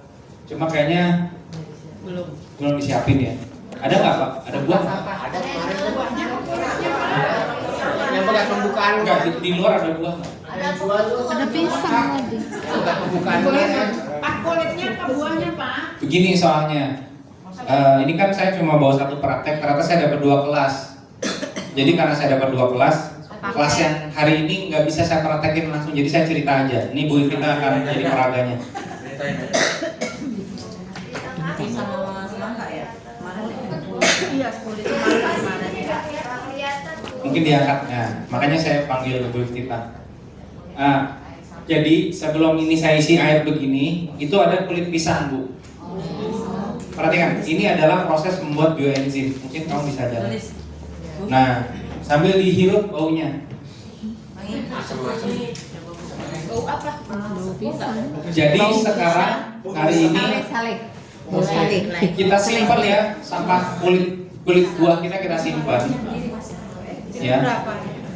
Nah, di sini ada teorinya, rumus pembuatan. Oke? Patokannya adalah kulit buahnya ada berapa gram. Jadi dari kulit buah yang berapa gram itu, tugas kita nentuin 2 cairan berapa banyak 2 cairan itu. Yang pertama adalah airnya berapa, yang kedua starternya berapa, biangnya berapa. Itu biang. Nah, mulai diperhatikan, itu yang Bu Ivita bawa itu kulit pisang, Ya. boleh campur-campur. Beratnya 200 gram. 200 gram. Kulit pisangnya beratnya 200 gram. Ini kulit pisangnya beratnya 200 gram. Untuk mendapatkan airnya berapa banyak? Ya. Dikali 5. Oh. 200 kali 5 berapa? 1:5 berarti ya. 1001 liter. Maka ini 1 liter air. Tuangin tuh. 200. 1:5 berarti. Untuk ya 200 kali 5 Ya. itu dapat. Airnya. Kalau misalnya kulit buahnya 1 kilo, Itu profit itu Pak. Jadi 5 liter. 5 liter. Iya. Nah, kalau misalnya buahnya 2 kilo, 10 liter. ya umumnya kita kalau makan buah paling segitu Bu, 200 gram biasanya. Iya. Nah, kulitnya aja. Kulitnya. Terus kan airnya udah ketemu tuh, Walaupun busuk nggak apa-apa kulitnya. bagusnya masih segar. Tapi kalau agak busuk, saya juga nih agak busuk nih karena udah 3 hari. Nggak apa-apa, karena ini untuk penggunaan luar. Iya. Ya. Nah, sekarang cairan kedua adalah promiknya. Apa itu? 200 dibagi 5, berapa? 40. 40 mililiter. 40 itu kita tolong, itu adalah 4 tutup botol ini. Oh, jadi satu itu 10 mililiter. Kulit. Nah, 40, jadi 4 tutup botol, nanti setelah airnya kita taruh sini, itu nanti di 4 botol itu tuangin ke sini. 4 tutup botol. Tutup botol. Jadi pakemnya dari kulit buahnya ada berapa banyak ya? Iya. Iya. Perbandingannya. Kalau kulit buahnya setengah kilo, airnya berapa? 2,5 liter. 2,5 liter. Promiknya 2,5 kilo bekal 10 setengah kilo Terima kasih. bagi 5. ya. Perhatikan, Kilo bagi. hanya dari biangnya yang 40 mili aja itu menghasilkan 1 liter biowash. Ini nanti pertanyaannya, ini nggak bisa direplikasi lagi. Ini udah finish. Wow. Tapi pas mau pakai itu diencerin. Nah, ini yang nanti saya jadikan hadiah. Ini adalah biowash. Jadi proses ini itu menjadi ini. Kalau udah 3 hari, Kalau udah 3 hari, ya. 73 jam. cukup 72 jam. Kalau ekoenzim itu mungkin ada yang tahu berapa lama? 3 bulan. 3 bulan. Kelamaan itu. Iya, gasnya. Apa itu profit karena profit itu Pak ya? Nanti lebih unggul ini. Kalau ini tidak perlu buka tutup, Iya, aman. 3 hari doang. Ya. Efeknya lebih dahsyat daripada ekoenzim. Anjing. Dan ini masih bisa diencerkan. Biasanya untuk penggunaan ini 1 liter air 2 tutup botol. Jadi masih untung banyak. Dan ini saya jual 20.000 1 botol. Itu berarti biangnya Pak. Berapa persen tuh Pak? Biang. Ya itu biowash yang dari situ. Ini biowash, biangnya yang dari situ. Perhatikan biangnya yang ini namanya promik. Promik namanya. Promiknya beli di Promik mana? diturunin jadi biowash. Beli di mana promiknya Pak? Di Saya juga online. saya jual. Di online juga ada. Nih. Bu, perhatiin Pak. Ini penting nih, ini bagus banget untuk lansia. Selain untuk makasih Bu Cita ya. Ya jadi rahasia. Promik itu bisa jadi 2 macam. Kalau dia kulit buah plus air mentah, jadinya biowash penggunaan luar. Tuh, yang tadi diperhatiin. Nah, Daging buahnya kemana Pak, Mas? Daging buahnya jadi jus probiotik. Jus pro. Jadi tadi kalau daging pisangnya itu dicampur pakai air matang ya, dengan formulasi yang sama. Jadi kalau daging pisangnya 200 gram, airnya 1 liter, cuma air matang. Promiknya berapa banyak? Sama, 4 tutup botol, 40 ml. Bedanya apa? Justru bisa diminum. Dan setiap buah itu punya efek penyembuhan berbeda-beda.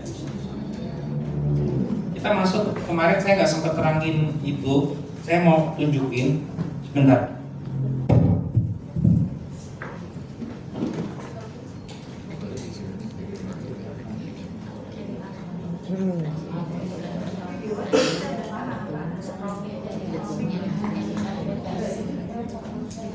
Ternyata obatnya ada yang lebih canggih. Ini tadi bukan.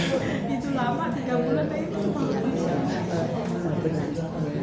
Berarti mana nih? Nah, semalam saya nggak sempat jelasin ini. Sekarang ini saya bonusin Bapak Ibu. Saya ajarin Jus Pro. Perhatikan. Promiknya. Jadi gini, apa yang terkandung dalam Kulit buah. apa yang saya bawa ini adalah bakteri. Oh, bakteri. Bahasanya konsorsium bakteri. Jadi bakteri lebih dari 1. Dia ada lactobacillus, ada bacillus, ada aeromonas, nitrosomonas. Pokoknya bakteri-bakteri yang bermanfaat. Jadi bakteri itu Allah sudah ciptain, ada bakteri yang bagus, ada bakteri yang nggak bagus. Bakteri yang bagus itu ada di dalam tubuh manusia. Sebagaimana bakteri tidak bagus. Ada yang pernah dengar bakteri E. coli yang bikin sakit perut? Ya. Nah, itu bakteri yang buruk. Tapi E. coli ada manfaatnya untuk membusukkan makanan. Nah, sekarang bakteri yang bagus aja kita ambil, kita ternak di medianya. Medianya bisa pakai buah alpukat, anggur, apel. Ini semua punya target kesehatan yang berbeda-beda. Contoh, alpukat. Ternyata kalau kita membuat jus pro pakai daging buah alpukat, itu target kesehatannya untuk bakteri di sekitar mata. Daging buah loh. Ibu bapak sekalian, di tubuh kita bakteri ya, lebih banyak dari jumlah sel tubuh. Bakteri di mata, bakteri di jantung, di ginjal, di pankreas, di lambung, bahkan di otot, itu beda-beda jenis bakterinya. Dan Allah sudah ciptakan bakteri di setiap buah itu beda-beda. Makanya kalau kita bikinnya pakai alpukat itu cakep buat mata sama sendi. Karena bakterinya yang di alpukat itu memang bagus di mata. Contoh lagi anggur. Anggur ternyata bijinya itu bisa menghilangkan sumbatan di jantung. Bijinya. Kan ibu kalau anggur itu kan kulitnya tipis ya. Iya. Jadi kalau kita bikin jus pro pakai anggur, anggurnya dipotong aja, dibelah-belah, daging sama bijinya dimasukin, terus difermentasi pakai itu 3 hari. Semuanya ya. Jika kita punya sumbatan di jantung, ini bisa ibaratnya kayak dikerok gitu loh, Oh. dikikis. 3 Ada lagi hari doang kan contoh. ya. Iya. Apel, yang alergi, yang imunitasnya rendah, dikit-dikit gatel, makan apa dikit gatel, itu bikinnya pakai apel. Bunga telang, yang mensnya, anak gadisnya mensnya nggak lancar, boleh dicoba bunga telang. Kayak infus Durian. ya. Iya. Dan lain sebagainya. Jadi yang saya presentasi di sini, ini daging buahnya pakai air matang. Silakan dicoba. Ini ada Bu, online Bu. Nanti saya kirim ke Pak Agus deh. Iya. Sayangnya waktu saya sebentar lagi, kita harus kuis. Mungkin kita back lagi Bu. Sampai Johor. Besok nggak? Ya, sudah tinggal sendiri.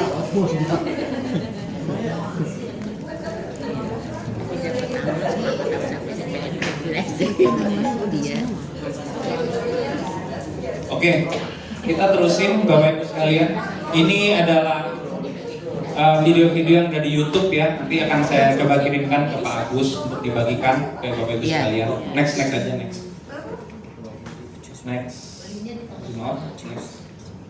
Kemudian tadi saya juga katakan setelah kita ngompos kita wajib berkebun untuk ketahanan pangan. Ini PKK Ya. Pokja 2. Tuh. Ntar lu buka. Tadi ingat nggak tahun 2050 kan kita krisis sampah juga, kita juga krisis air rupanya Bapak Ibu. Oh. Makanya nih PAM ini lagi gencar di daerah saya ini masang pipa.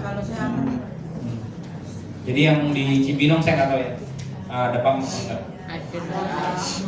Ya.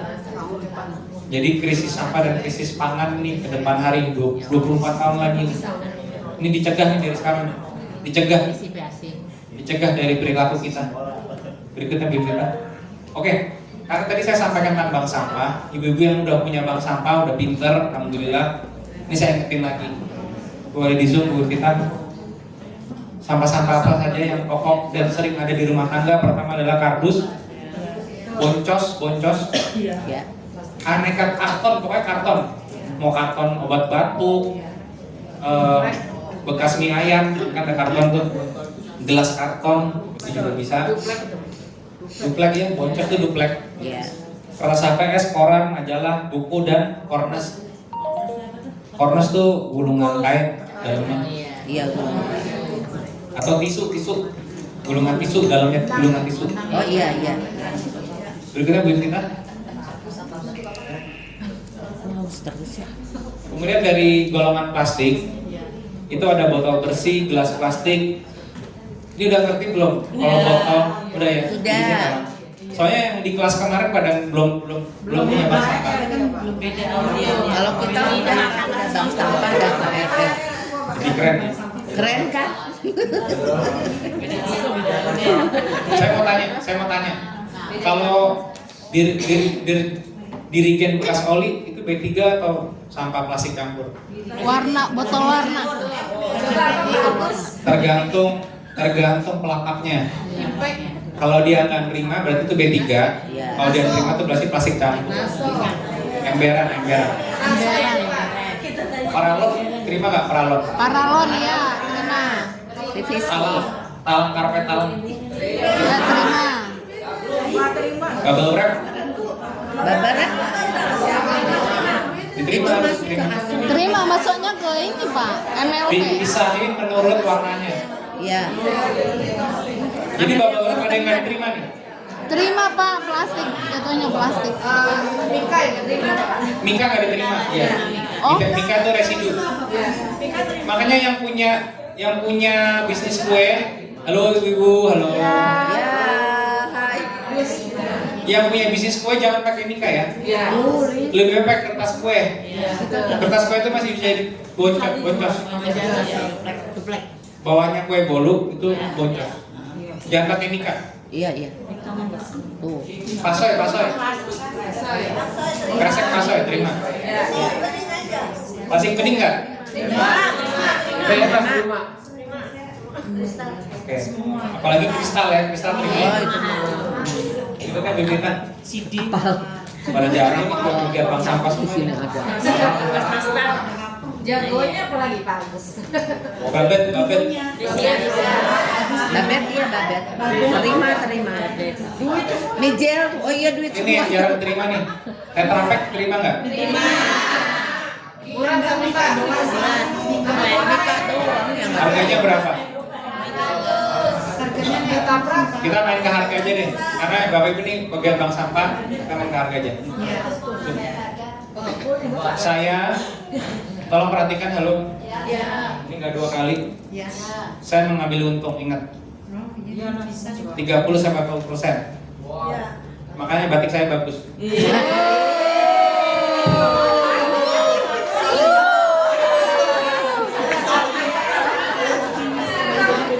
Baju dinas Pak.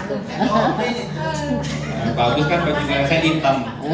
Nih, lihat siapa yang masih jual pet di atas ini? Saya jual 2.600. Saya beli dari nasabah. Pak, jadi nasabah Bapak yuk. Iya jadi 3.000. Saya 2.600. Sekarang harga jual ke pelapak itu 5.000. Berarti saya ambil untung berapa? Hampir 50%. Gede ya? Nggak apa-apa. Oh ya. Selama masih mau nasabahnya nggak apa-apa. Yang Ya. salah itu ujuk-ujuk langsung kasih harga tinggi. Begitu mau kita ambil untung, nasabahnya Iya. marah. Jadi Makanya mending- solusinya kalau nasabahnya marah, edukasi. Ini kan sampah. Saya juga buka ini kan saya kerja. Kalau kamu kayak gitu, nanti bank sampah tutup dong. Itu 1. 2, kasih pengertian ke orang yang belum ikut bank sampah. Ajak. Bahkan beberapa RW itu sudah bekerja sama kolaborasi dengan pemulung. Jadi terima sampah macam-macam, disiapin tempat, dipilahin sampah mulung, pemulung dibayar. Nanti kan jual jadi mahal. Misalkan ngumpulin botol-botol gini, nggak dipilah nih sama warga rumahnya, biarin aja. Ada nasabahnya Pak. Enggak kan ada yang begitu Bu. Ya ada. Kami di Bank Sampah Akom itu kami sudah membiasakan warga kami di RW 8 itu pilah sampah dari rumah dan itu sudah 100%. Jadi kalau dia nabung ke bank sampah itu udah bersih. Nggak ada ceritanya kita milah-milah, nggak ada. Iya. Ada bilang nasibah. Nah, ini ada yang saya kuning-kuningin, itu multi layer ya. Oh iya. Ini tugasnya Pak Agus. Jadi Bu Kepala bilang nanti itu dijual ke Indosemen. Ya, Di kita yang sama 50 Pak kira-kira. 50 hebat Ibu. Iya, ada. Itu Ibu rampung kemana? Ke BSI. boleh nggak ya sebut merek ya? Nggak apa-apa. Saya udah tugas. Ya, oke ini. BSI itu memang rantai dari bank sampah kan ada BSU, ada BSI ya. Iya. Cuma kadang-kadang BSI itu kejauhan dari BSU. Saya aja dari BSI saya kejauhan, jadi saya ke pelapak. Harganya lebih tinggi. Ya, juga seperti itu. Nah bagus MLP mau ditabung BSI apa Bu namanya boleh tahu? Berdikari. Ya nggak apa-apa nggak apa-apa. Saya MLP juga dikumpulin, tapi Ya. kita dijemput bayar. Kita nggak dikasih uang. Kita yang bayar. Kita yang bayar. Tapi Oh. kita memang kumpulin ya karena banyak. Saya 1 bulan itu Bayarnya berapa Bu? bayarnya 100.000. Multi layer. Yang ngambil siapa Bu? Armada kemasan namanya. Armada Kemasan. Multi layer, styrofoam, Itu komunitas Bu ya? Perusahaan? bank sampah. Kita belum apa? Kelola Enggak, sampah. yang ngambil Armada Kemasan itu? Itu kayak perusahaan semacam perusahaan apa? Semua sampah gitu ya. Ada asosiasi. Oh gitu. Kalau kita Depok. Ya baik, nih saya baru dengar nih. Jadi ada bank sampah malah ngeluarin uang buat bayar MLP-nya. Multi layer, teropong, yang beling. nggak nggak laku-laku, yang nggak ada nilainya. Yang nggak laku-laku. Tepuk tangan dulu Bapak Ibu. Baru ini saya dengar ya di Bogor ada yang bayar sampah untuk residu biar diambil. Kalau saya masih gratis sampai residunya itu diambil sama DLH. Karena itu bukan residu ya, Pak, sebetulnya bisa dimanfaatin lagi. Makanya kita bayar ke DLH lebih mahal kan. Truk DLH kita kalau sampah tercampur itu kita bayar ke DLH truk itu kan lebih mahal kan. Tapi kita kalau kita pilah kan berarti lebih murah dong kalau bisa dibayar hanya 100.000 satu truk. Satu truk. Satu Satu truk truk 100.000. Kita bayar lebih murah. Cuman memang daerah mahal. effortnya aja ngumpulinnya aja gitu kan. Iya. Siap. Jadi Pak Agus tadi di kelas kemarin di Ciawi itu ada juga mungkin bank sampah. Mungkin nanti bisa dihubungkan dengan BSI-nya ya Pak. Dia yang dipotong yang Ya memang nanti kelihatan bank sampah ini Bapak tolong tertib administrasinya, terutama nanti ketika uang sudah banyak. iya. Ya, alhamdulillah di kami nasabahnya sudah 850.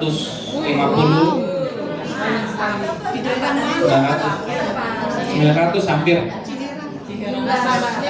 Nasabah dengan tabungan total semua itu kira-kira yang kita maintain 85 juta.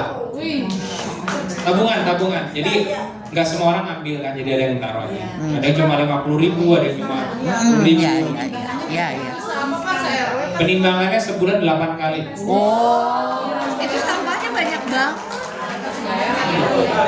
Kan Itu sampah bisa banyak banget 8 kali Satu RW. sebulan. ya, Produksi sampahnya itu loh. 10.000. jadi ibu-ibu Akademi Kompos itu sudah 14 tahun berdirinya. Ya wajar nasabahnya banyak dan kita sudah lintas wilayah. Oh, ya. Nah kebetulan karena udah ada Ingo, kan bank sampah mulai banyak nih aktif. Kita juga berkurang tonasenya. Saya senang karena ternyata ada warga yang buka di tempat lain nyetor ke sana. Jadi ini bukan persaingan ibu, bukan masalah uangnya yang saya banyak-banyakin karena sampah, tapi perubahan perilaku. Iya, betul. Kebanyakan bank sampah, halo perhatikan, halo. Hai. Kebanyakan bank sampah tutup. Satu, nasabahnya tidak terbuka terhadap ekonominya yang dia tabung, dia nggak dapat manfaatnya. Alasannya apa? Untuk sedekah, untuk ya pokoknya akhirat terus. Gitu kan. Sekarang saya mau koreksi itu.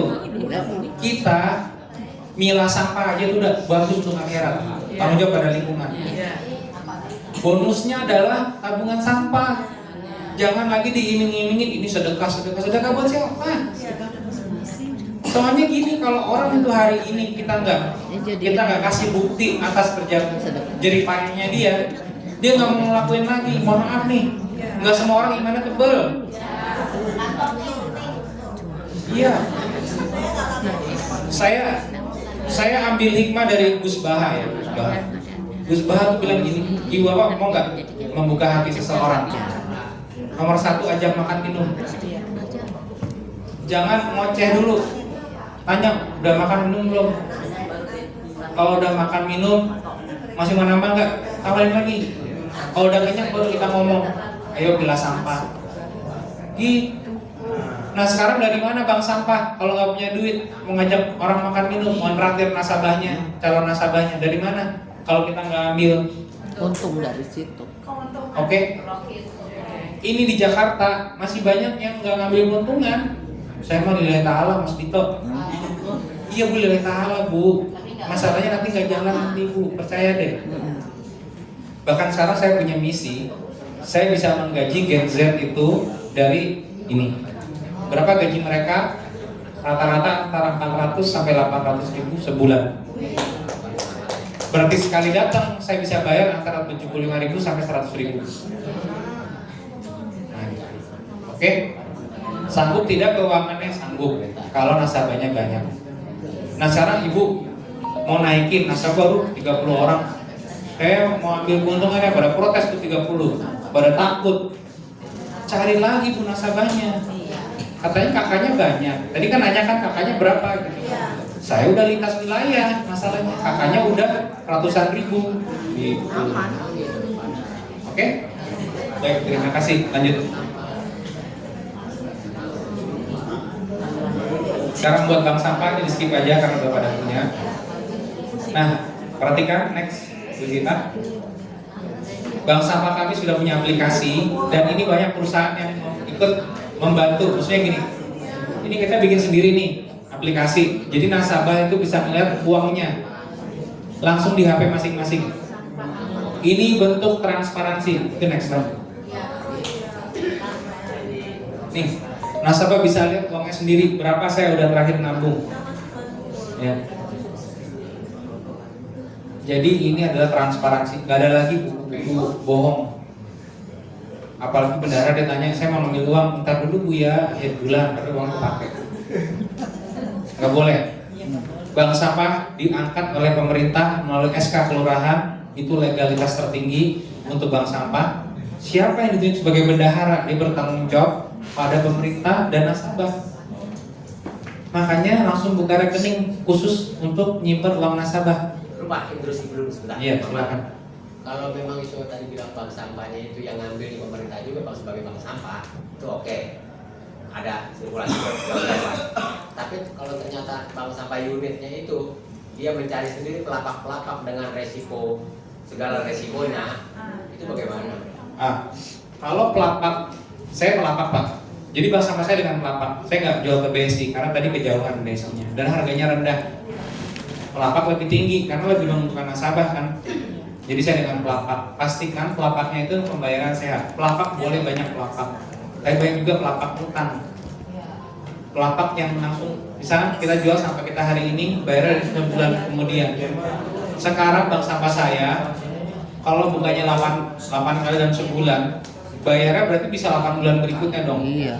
Bisa 2 bulan lagi, 3 bulan. Saya nggak mau pelapak kayak gitu. Makanya ini saya kelas secara profesional. Kita bikin namanya MOU tanda tangan di atas materai. Jadi kalau dia macam-macam, kita bisa bawa ke perdata.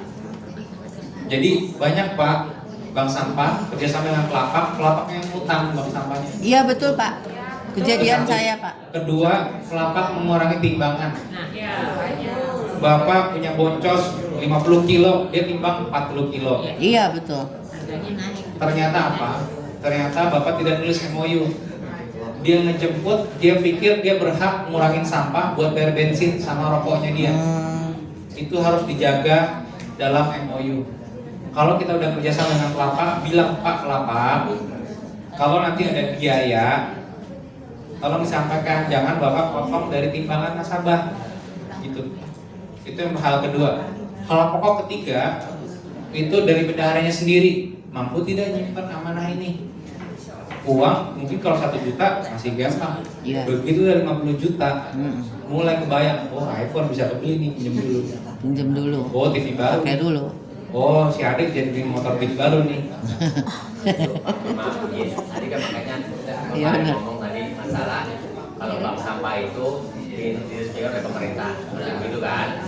Nah, kalau seandainya bank sampah dan BSI sudah tidak ada lagi sinergi, berarti gagal itu bank sampahnya itu unitnya atau BSI-nya gagal. Aja Pak, komunitas harus Artinya MOU dengan BSI sudah gagal. MOU dengan apa? Dengan nasabah pun sudah gagal. Nah, artinya begini Pak.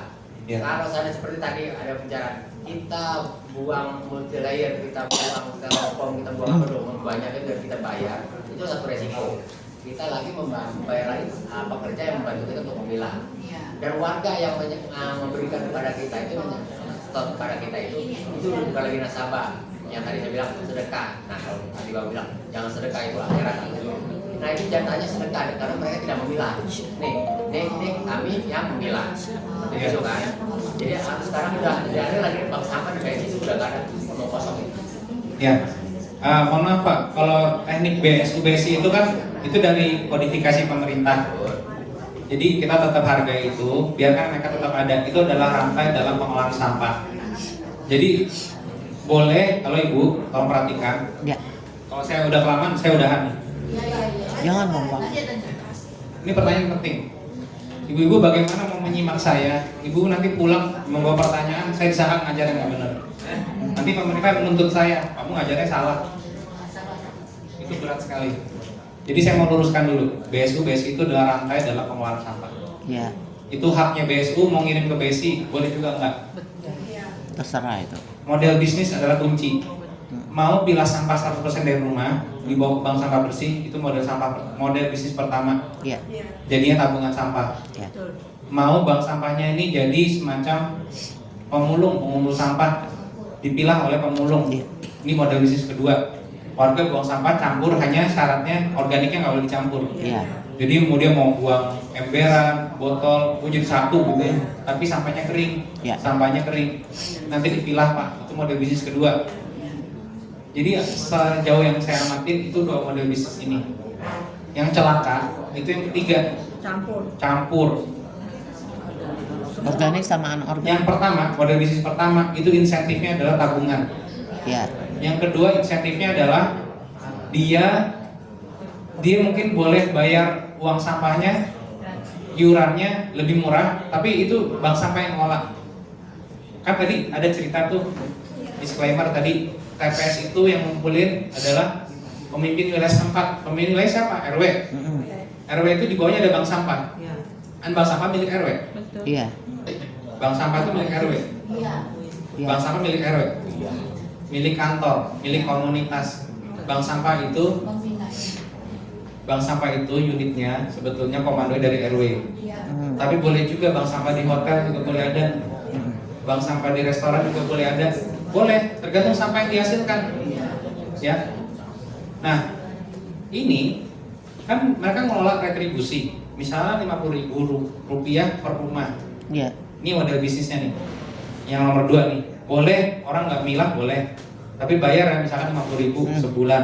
Kali misalkan ada 200 rumah, berarti Iya. kali 10 juta ya, betul nggak? Iya. 200 kali 50.000 berapa? 1 juta ya? 1 juta. Nah 1 juta ini boleh untuk operasional ngangkatin sampah. Nanti bonusnya itu dalam pemilahan sampahnya. Jadi sampahnya dipilah di rumah pilah. Nah dari situlah uangnya bank sampah. Mau yang mana? Model bisnis pertama, model bisnis kedua, atau yang ketiga? Yang ketiga tuh paling parah, yang campur-campur. Yang nggak boleh yang ketiga sebenarnya, ini nggak boleh. Memilah tuh wajib. Tapi masalah orang misahin botolnya udah bersih atau masih kotor itu pilih model bisnis pertama atau model bisnis kedua, gitu. Jadi masalah BSU BSI ada MOU antara mereka. Kita bisa ibaratkan bank sampah itu seperti unit bisnis. Kalau kita bisa jual dagangan kita ke harga yang lebih tinggi, monggo-monggo aja menurut saya. Karena BSI-nya belum bisa memberikan harga terbaik. Contoh, karena nggak setiap bank sampah unit dekat dengan BSI-nya. Iya. Kayak saya, BSI saya dekat Jakarta Pusat, saya di ujung Jakarta Selatan. Biaya saya membawa sampah saya ke BSI itu lebih mahal. Itu baru biaya gara-gara ngangkat. BSI-nya juga suka salah nimbangnya. Menurut data saya kirim 50 kilo, kenapa dilaporin saya terima 40 kilo? Ditaruh di mana sampahnya? Nah ini perlu MOU. Kalau partner bisnis saya seperti itu, mitra bisnis seperti itu, saya akan cari partner bisnis yang lebih jujur. Itu hak. Karena BSU, BSI itu sama-sama seperti perusahaan. Kelola seperti perusahaan. Perusahaan kan harus untung. Kalau mitra kita merugikan, ganti aja mitranya. Gitu. Ya, saya pikir itu bisa menjawab. Jadi kita tetap hargai ekosistem yang sudah dibikin sama LH, ada BSU, BSI. Tapi juga pemerintah juga harus bisa melihat adanya pelapak-pelapak ini yang cukup banyak. Kalau memang dekatnya pelapak terus kita masak ke BSI, tapi kita belum ngerti, nah mendingan ke pelapak dulu. Tapi kalau sudah ada BSI, lebih baik ke BSI. Lihat harganya, sama lihat ini pelapak atau BSI-nya tertib nggak transfernya. Terlambat aja 1 minggu, tegur. Kebanyakan bendaharanya ini takut. Saya mau nagih tapi kayak dia punya duit. Ujungnya berantem. Saya pernah memutus hubungan kerja setelah 10 tahun bekerja dengan lapak itu, saya putus, bangkrut ya, bangkrut lapaknya. Dia telah kehilangan nasabah terbaik, customer terbaik, yaitu saya, bank sampah saya. Dia seenak sama saya, nanti ya Bu 2 minggu lagi saya kirim. Bu ini gak terima, ini timbangan gak segini, dikurang-kurang seenaknya aja, harganya diubah semaunya. Saya datengin, jangan kayak gitu kamu. Masih mau gak kerja sama? Udah deh, gak usah, kita putus aja. Yaudah saya putus, habis itu dia tutup gak lama. Dia telah kehilangan nasabah terbaik. Jadi tugas Bapak Ibu adalah jadi bank sampah yang terbaik aja. Tertib administrasinya, jujur sama nasabahnya, terbuka, transparan. Nanti kita akan dapat partner yang baik. Modal dari mana? Tanya Pak Agus. Pak Agus lagi. Pak Agus di sini, beliau ini pemerintah, bisa menghubungkan dengan aneka perusahaan, contohnya Danone, CSR, Astra, ya bagus ya. Tapi sesinya bukan hari ini. Oke, kita izin saya selesai. Dua slide lagi. Ini banyak aplikasi Bapak Ibu, pemerintah di Jakarta juga punya aplikasinya. Berikutnya, nah saya tutup dengan 2 slide ini. Bapak Ibu sekalian, kita manusia Indonesia hidup dalam atap Indonesia. Negara Indonesia punya peraturan. Barang siapa mau tinggal sama bapak ibunya di rumah, turutin peraturannya, regulasi. Ada 3 tiang untuk mendukung regulasi ini. Pertama adalah pemerintah, diwakili Pak Agus di ruangan ini.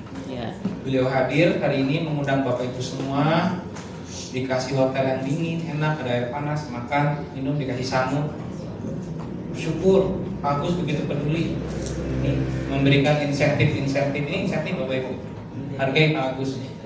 Yang kedua adalah Bapak Ibu yang pemimpin wilayah di sini, yang PKK, RT, RW, Karang Taruna, Dasar Wisma, tokoh yang punya banyak pengaruh di lingkungan. Bapak Ibu udah hadir di sini. Ibu Bapak mewakili warga yang tidak hadir di sini. Maka nanti pulang punya tugas menyampaikan ilmu yang di sini, terutama dalam pengelolaan sampah dan lingkungan. Yang ketiga, semua ini tidak akan berjalan Bapak Ibu kalau landasannya bukan ekonomi. Jangan munafik Bapak Ibu. Tolong jangan munafik. Saya katakan ini secara tegas, keras. Kebanyakan orang modal ikhlas lillahi ta'ala tidak berjalan. Bu, kalau ikhlas beneran Bu, langit bergetar Bu. Kalau ikhlas beneran, Nabi Musa bisa membelah lautan biiznillah. Kalau ikhlas beneran, berani beneran, jujur beneran, Nabi Ibrahim dibakar tidak hangus. Sekarang ibu bapak ikhlas tutup kamar. Kita bukan Nabi Bapak Ibu. Iya, jujur aja. Betul. Iya Pak. Dalam giat kita, landasannya mari kita bikin ekosistemnya, ekonominya. Jadi kita ajak warga, mau model bisnis yang mana? Warga milah dari rumah bawa ke bank sampah, kamu punya tabungan. Atau mau bayar iuran murah, saya angkatin sampah, saya pilahin, nanti kita dapat duit dari situ. Boleh juga. Maka mari kita ciptakan dengan ekonomi baru, ekonomi hijau yang disebut circular economy, yaitu menciptakan green job baru, perusahaan-perusahaan hijau dan pekerja-pekerja hijau. Lanjut saya tutup dengan sebuah renungan ya. 15 menit lagi untuk kuis. Kita bagian mana dari 3 gambar ini? Apakah kita orang yang berlebih dalam waktu? Maka cobalah memberi waktu kita, tenaga kita, uang kita. Kalau punya uang kasih uang, gak punya waktu kasihnya uang, gak punya uang kasih tenaga, gak punya uang tenaga kasih waktu, kehadiran kita. Yang suka kuat-kuat di WA, teori. Ayo, ini biasanya bapak ibu yang datang nih, beri contoh, jalanin, bapak ibu yang di depan. Ajak, terakhir yang ngeliatin diajak, digandeng, jangan dicuekin, jangan ngerasa eksklusif. Wah, saya udah pilah sampah, kamu belum. Gitu, jangan, diajak, digandeng. Yuk pilah sampah, ayo, gini caranya. Setiap hari tanpa lelah. Mudah-mudahan dari 3 ini Bapak Ibu bisa menjadi salah satu amal ahsanul amalah. Amin. Karena apa sih kita di dunia ini pasti udah pada kepalanya di atas 5 dong, kecuali saya. Kecuali Pak Agus. Bapak Ibu sekalian, mari ya dijadikan ini ahsan muamalah kita, bukti rapot terbaik kita nih, lingkungan nih, lapor ke Allah nanti. Ya Allah, maafin saya tapi saya udah bikin bank sampah di rumah. Saya udah ajak warga saya untuk pilah sampah, nggak bakar sampah, nggak buang sampah ke kali. Ya Allah, dengan modal ini ya Allah, jadikan saya penghuni surga. Amin ya Rabbal. Amin ya Rabbal. Demikian yang bisa saya sampaikan. Selanjutnya ada kuis yang dipandu oleh istri saya, Bu.